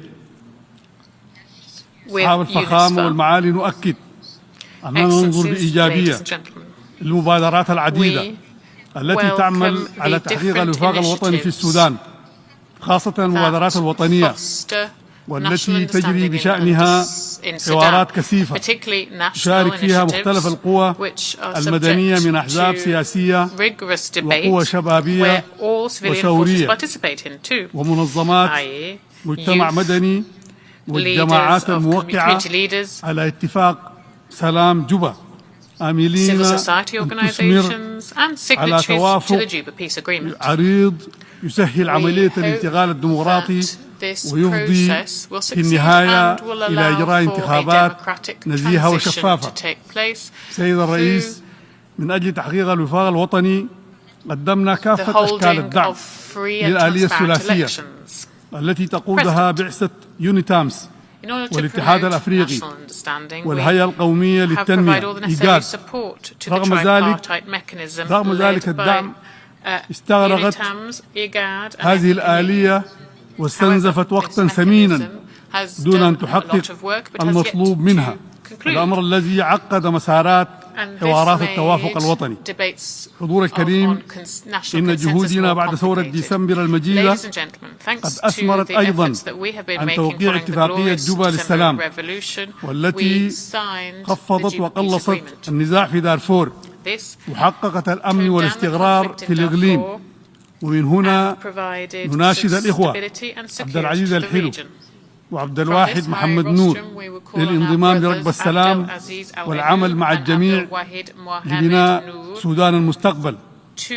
أيضا يشهد إقليم دارفور بعد تحقيق السلام والمصالحات المجتمعية ازدياد معدلات العودة الطوعية للنازحين إلى مناطقهم. وفي إطار حماية المدنيين في إقليم دارفور تكونت المجموعة الأولى من القوات المشتركة لتباشر عملها في حماية المدنيين. وهنا نناشد المجتمع الدولي للعون والمساعدة في دفع جهود استحقاقات السلام بموجب اتفاق سلام جوبا. حضور الكريم، رغم التحديات الوطنية المعروفة التي تعمل بلادنا على تجاوزها، ظل السودان يلعب دورا إيجابيا بناء وداعما للسلام والاستقرار والتنمية في الإقليم من خلال دوره الفعال في تنفيذ اتفاقية السلام المنشطة في جنوب السودان، وكذلك التعاون مع الأشقاء في جمهورية الصومال. ولعب السودان دورا بالتنسيق مع الاتحاد الأفريقي للتوصل إلى اتفاقية السلام في جمهورية أفريقيا الوسطى الشقيقة. كما شارك السودان بفعالية في الاجتماعات المعنية بتعزيز السلام والأمن والتعاون في جمهورية الكونغو الديمقراطية. كما قاد السودان جهود تعزيز التنمية والتعاون بين الدول الأفريقية في القرن الأفريقي وشرق أفريقيا من خلال رئاسته لقمة الإيجاد. ويواصل السودان العمل المشترك مع الجارة الشقيق تشاد لضبط الحدود، ويحرص السودان على التنسيق والمتابعة بين الأطراف المعنية بشأن استتباب الأمن في الجارة الشقيقة ليبيا. أيضا يبذل السودان جهدا كبيرا في مجال مكافحة الإرهاب والإتجار بالبشر والجريمة العابرة للحدود والجريمة المنظمة. وظل السودان يتعاون مع كافة الدول والمنظمات المعنية في هذا الصدد. كما ظل السودان يدعم باستمرار الشعوب لنيل حقوقها المشروعة التي تكفلها لها القوانين الدولية. سيد الرئيس، حضور الكريم، يبذل السودان جهودا حسيسة ومستمرة لتحقيق أهداف التنمية المستدامة بإيمانه العميق بالمرامي التي تضمنتها الوثيقة الختامية لأجندة التنمية المستدامة للعام 2030. في هذا الصدد اعتمدت حكومة الفترة الانتقالية الورقة الاستراتيجية للحد من الفقر للأعوام 21-23. وفي شهر يوليو من العام الماضي قدم السودان تقريره الطوعي للمرة الثانية. وبالطبع تتطلب هذه الجهود وقوف الأشقاء والأصدقاء وشركاء التنمية الدوليين مع السودان. ونؤكد من جديد التزامنا التام بتنفيذ خطة عام 2030 وخطة عمل أديس أبابا للتمويل من أجل تعاف أكثر مرونة واستدامة. سيدات والسادة، تقف الديون الخارجية حجر عثرة أمام بلادي، وتحد من جهودها لمواصلة تحقيق التنمية الاقتصادية والاجتماعية عبر تنفيذ أهداف التنمية المستدامة. وكما تعلمون أن السودان كان قد تأهل للاستفادة من مبادرة الدول الفقيرة المثقلة بالديون، وعليه فإننا نناشد المجتمع الدولي والدول الشقيقة والصديقة الوفاء بالتزاماتها وتعهداتها التي التزمت بها في اجتماعي باريس 2020 وبرلين 2021، علما أن السودان أكمل كافة التشريعات المطلوبة للاستفادة من إعفاء الديون. حضور الكريم، إن تصاعد أزمة ارتفاع أسعار الغذاء والطاقة يتطلب مزيدا من التعاون الدولي. وفي هذا السياق نؤكد أن السودان مؤهل لتحقيق الأمن الغذائي على المستوى الإقليمي والدولي، وأننا ندعو من هذا المنبر الأمم المتحدة ووكالاتها المتخصصة والمنظمات الإقليمية والدول الصديقة والشقيقة للمساهمة في دعم جهود بلادي لتحقيق ذلك عبر نقل التكنولوجيا الزراعية وبناء القدرات ودعم مراكز البحوث الزراعية. سادة والسيدات، استقبل السودان ملايين اللاجئين من الإخوة الأشقاء من مختلف أرجاء القارة عبر عقود من الزمن، ويفتح لهم أبوابه ويتشارك معهم موارده القليلة ويقدم الحماية رغم الظروف الاقتصادية المعلومة. ومع تفاقم آثار التغييرات المناخية والتناوب بين موجات الجفاف والفيضانات ونقص المساعدات الإنسانية، هنالك واجب جماعي لتقديم المساعدة ينبغي القيام به قيادة وكالات الأمم المتحدة المعنية والدول المانحة والأشقاء والأصدقاء لعون ومساعدة المجتمعات التي تستضيف هؤلاء اللاجئين. إن الأمر الذي يحتل الأولوية في اهتمامات السودان في مجال نزع السلاح هو موضوع انتشار الأسلحة الصغيرة والخفيفة، ويعاني السودان شأن العديد من بلدان العالم النامي من هذه الظاهرة الخطيرة، حيث ارتبط ذلك في غالب الأحيان بأبعاد اجتماعية واقتصادية، مما زاد من انتشاره بين بعض القبائل والمجموعات السكانية. الأمر الذي يجعل مهمة نزع هذه الأسلحة والسيطرة عليها عملا غاية في الصعوبة، والسودان يدرك أكثر من غيره مدى خطورة هذه الظاهرة وضرورة استئصالها عبر تعاون إقليمي ودولي. جمع الكريم أؤكد أن السودان يتعاطى مع موضوع إصلاح مجلس الأمن في إطار الموقف الأفريقي الموحد، وينبني موقف السودان من عملية التفاوض الحكومي غير الرسمي حول الإصلاح على ضرورة التأكيد على أهمية ومركزية موضوع إصلاح مجلس الأمن، وضرورة أن يكون الإصلاح شاملا بحيث يخاطب كذلك إجراءات وطرائق ومناهج عمل مجلس الأمن على نحو يعالج سلبيات الممارسة والتجربة الراهنة للمجلس التي برزت في الصياغة الأحادية وهيمنت حملة الأقلام على الدول المدرجة في أجندة مجلس الأمن. سيد الرئيس، ختاما أرجو أن أتقدم بالشكر والتقدير لكافة الدول الشقيقة والصديقة التي ظلت عونا وسندا لبلادي في أصعب الظروف، وندعو الأمم المتحدة والمجتمع الدولي والأصدقاء والأشقاء لمزيد من التضامن مع بلادنا في هذه المرحلة. شكرا سيد الرئيس. السلام عليكم ورحمة الله وبركاته.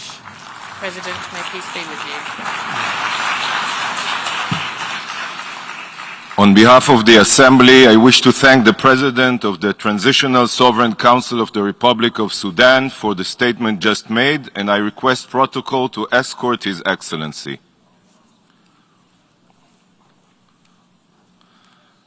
We shall now continue the general debate. The Assembly will hear an address by His Excellency Yair Lapid, Prime Minister and Minister for Foreign Affairs of the State of Israel. I request protocol to escort His Excellency. I have great pleasure in welcoming His Excellency Yair Lapid, Prime Minister and Minister of Foreign Affairs of the State of Israel. I invite him to address the Assembly. Thank you. Mr. President, Mr. Secretary General, delegates, ladies and gentlemen. In November 1947, this General Assembly gathered and decided upon the creation of a Jewish state. Only a few 100,000 Jews lived in Israel at the time, in hostile surroundings, shocked and devastated after the Holocaust, in which 6 million of our people were murdered. 75 years later, Israel is a strong, liberal democracy, proud and prosperous. The startup nation that invented the Waze and Iron Dome, medicines for Alzheimer's and Parkinson's, and a robot which can perform spinal surgery. a world leader in water and food tech, cyber defense, and renewable energy, with 13 Nobel Prize winners in literature and chemistry, economics, and peace. How did this happen? It happened because we decided not to be a victim. We chose not to dwell on the pain of the past, but rather to focus on the hope of the future. We chose to invest our energies into building a nation, into building a happy society, optimistic and creative.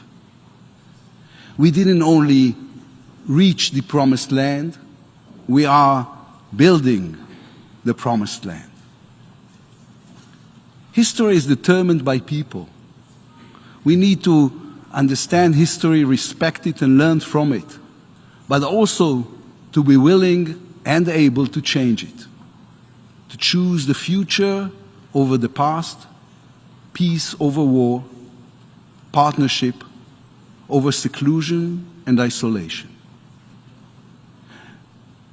A few months ago, we convened the historic Negev Summit. We sat at dinner not far from the grave of David Ben-Gurion, the founding father of the State of Israel.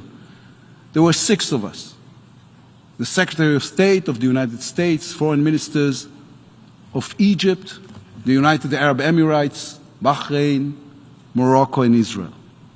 A dinner that only 2 years ago no one would have believed was possible.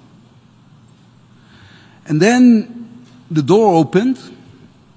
Someone came in and said, "I'm sorry to disturb you, but there was a terror attack not far from Tel Aviv. 2 Israelis were murdered." In an instant, we all understood that the goal of the attack was to destroy the summit, to create anger among us, to cause us to argue and to divide this new partnership between us. And I said to the foreign ministers, we have to condemn this terror attack right now together. We have to show the world that terror will not triumph. The room fell silent.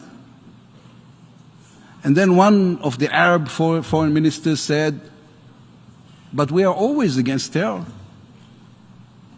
This is why we're here."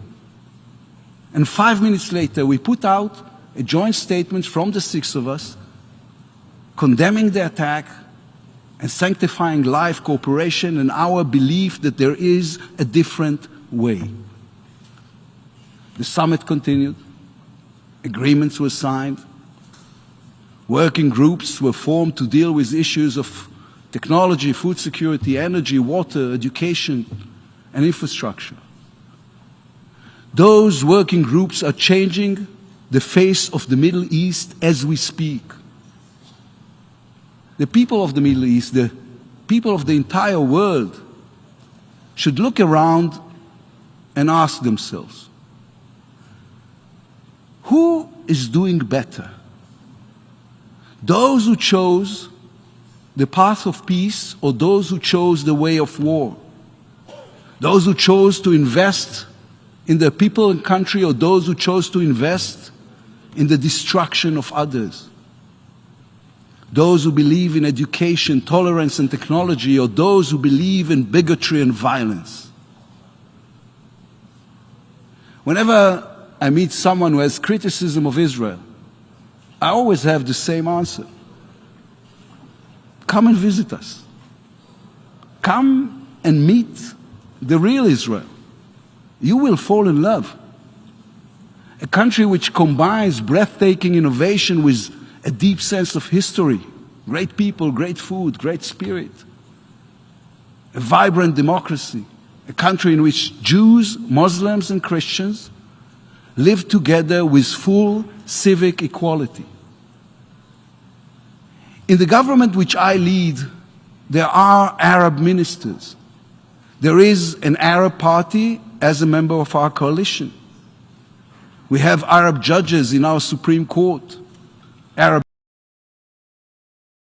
Israeli Saudi Arabs are not our enemies, they are our partners in life. Come and visit us.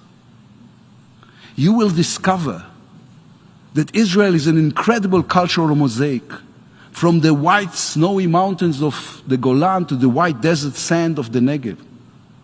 From Tel Aviv, the high-tech capital, a non-stop party on the Mediterranean Sea, to Jerusalem, our eternal capital, the holy city for three religions in whose beautiful streets the past meets the future every single day. There are, however, two major threats hanging over the head of our wonderful country. They also hang over your heads, even though you may try to deny them. The first is the nuclear threat. The fear that terrorist states and terrorist organizations will get their hands on nuclear weapons. The second threat is the demise of truth. Our democracies are slowly being poisoned by lies and fake news. Reckless politicians, totalitarian states, and radical organizations are undermining our perception of reality. We should know there is no country in the world that faces this phenomenon more than Israel. There is no country that has come under a greater attack of lies with such a vast amount of money and effort being invested in spreading disinformation about it. Last May, the picture of Malak Al-Tanani, a 3-year-old Palestinian girl, was published all over the world with the terrible news that she was killed with her parents in an attack by the Israeli Air Force. It was a heartbreaking image. But Malak Al-Tanani doesn't exist. The photo was taken from Instagram. It is of a girl from Russia. I can give you thousands more examples of similar fake news about Israel. The anti-Israel movement has been spreading these lies for years in the media, on college campuses, and on social media. The question is not why they do it, but why are you willing to listen? Why are you listening to people who have invested billions of dollars in distorting the truth? Why do you side with Islamic extremists who hang gay people from cranes, oppress women, and fire rockets at civilians from kindergartens and hospitals? I am not a guest in this building. Israel is a proud sovereign nation and an equal member of the United Nations. We will not be silent when those who wish to harm us use this very stage to spread lies about us. Anti-Semitism is the willingness to believe the worst about the Jews without questioning. Anti-Semitism is judging Israel by a different standard than any other country. Conducting this orchestra of hate is Iran. For more than 40 years now, in the town squares and on the streets of Iran, demonstrators have been photographed burning Israeli and American flags. Ask yourselves, where are the flags coming from? How did they get so many of our flags? The answer is they are manufacturing them especially, just so they can burn them. This is what an industry of hate looks like. This is a regime that systematically deals with hatred. They even hate their own people. Young Iranians are suffering and struggling from the shackles of Iran's regime, and the world is silent. They cry for help in social media. They pay for the desire to live a life of freedom with their lives. Iran's regime hates Jews, hates women, hates gay people, hates the West. They hate and they kill Muslims who think differently, like Salman Rushdie and Mahsa Amini. Their hate is a way of life. It is a way to preserve the oppressive rule. There is only one member state in the UN that openly states it wished to destroy another member state. Iran has declared time and time again that it is interested in the total destruction of the state of Israel. And this building is silent. What are you afraid of? Has there ever been a time in human history where silence stopped violence? The country that wants to destroy us is also the country that founded the largest terrorist organization in the world, Hezbollah. Iran funds Hamas and Islamic Jihad and it is behind mass terrorist attacks from Bulgaria to Buenos Aires. It is a murderous dictatorship that is making every effort to get a nuclear weapon. If the Iranian regime gets a nuclear weapon, they will use it. The only way to prevent Iran from getting a nuclear weapon is to put a credible military threat on the table. And then, and only then, to negotiate a longer and stronger deal with them. It needs to be made clear to Iran that if it advances its nuclear program, the world will not respond with words, but with military force.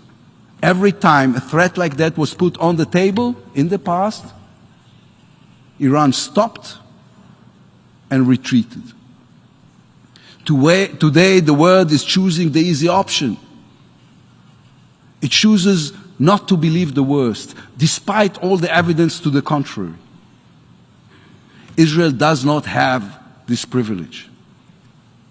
This time, we are not standing empty-handed against those who want to destroy us. The Jews today have a state. We have an army. We have great friendships, first and foremost with the United States. We have capabilities, and we are not afraid to use them. We will do whatever it takes. Iran will not get a nuclear weapon. We will not stand by while there are those who try to kill us. Not again. Never again.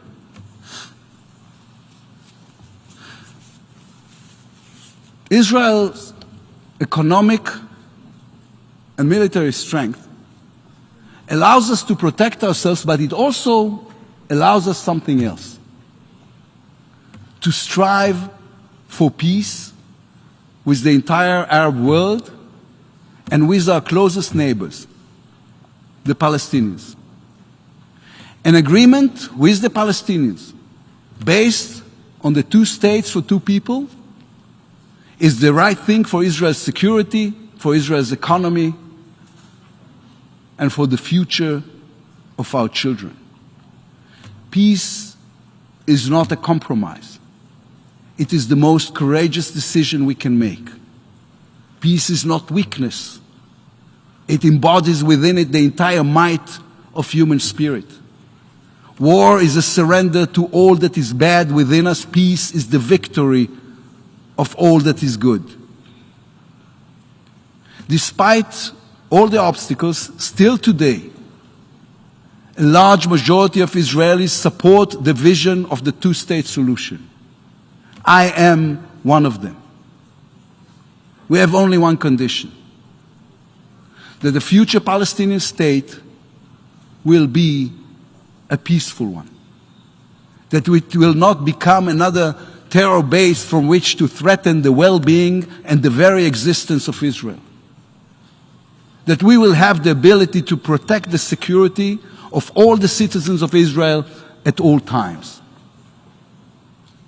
If someone believes that demand is too much, then look at the neighborhood in which we live.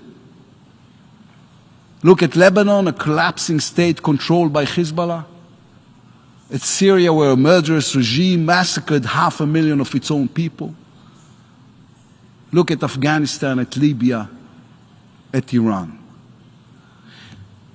You can ask us to live according to the values in the UN Charter, but you cannot ask us to die for them. My father was a child in the ghetto. My grandfather was murdered in a concentration camp. We want to live in peace, but only if it gives us security, not if it threatens us even more. Look at Gaza. Israel did everything the world asked of us, including from this very stage. We left. 17 years ago.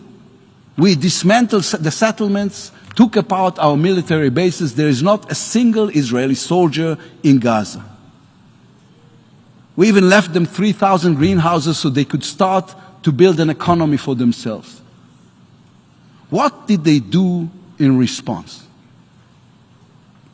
In less than a year, Hamas, a murderous terror organization, came to power.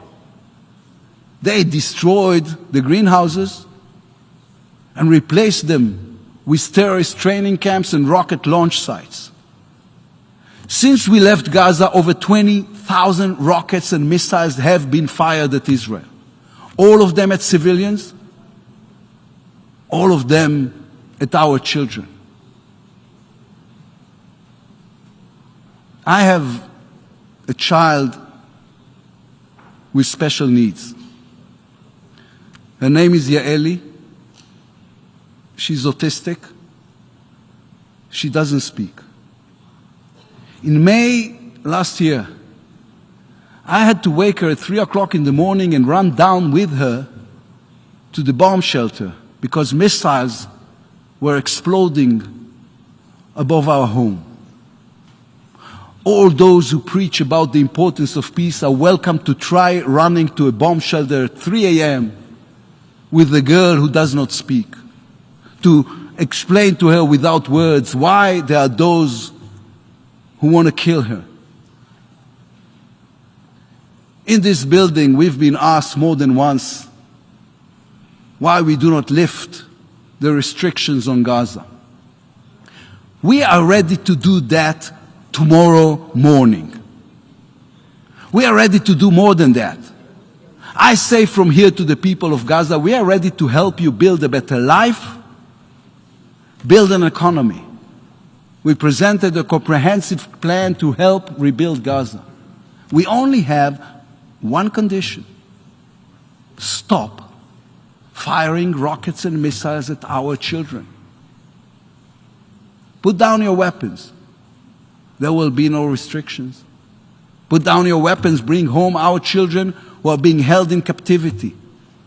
Hadar and Doron, may their memory be a blessing. Avera and Isham, who are still alive.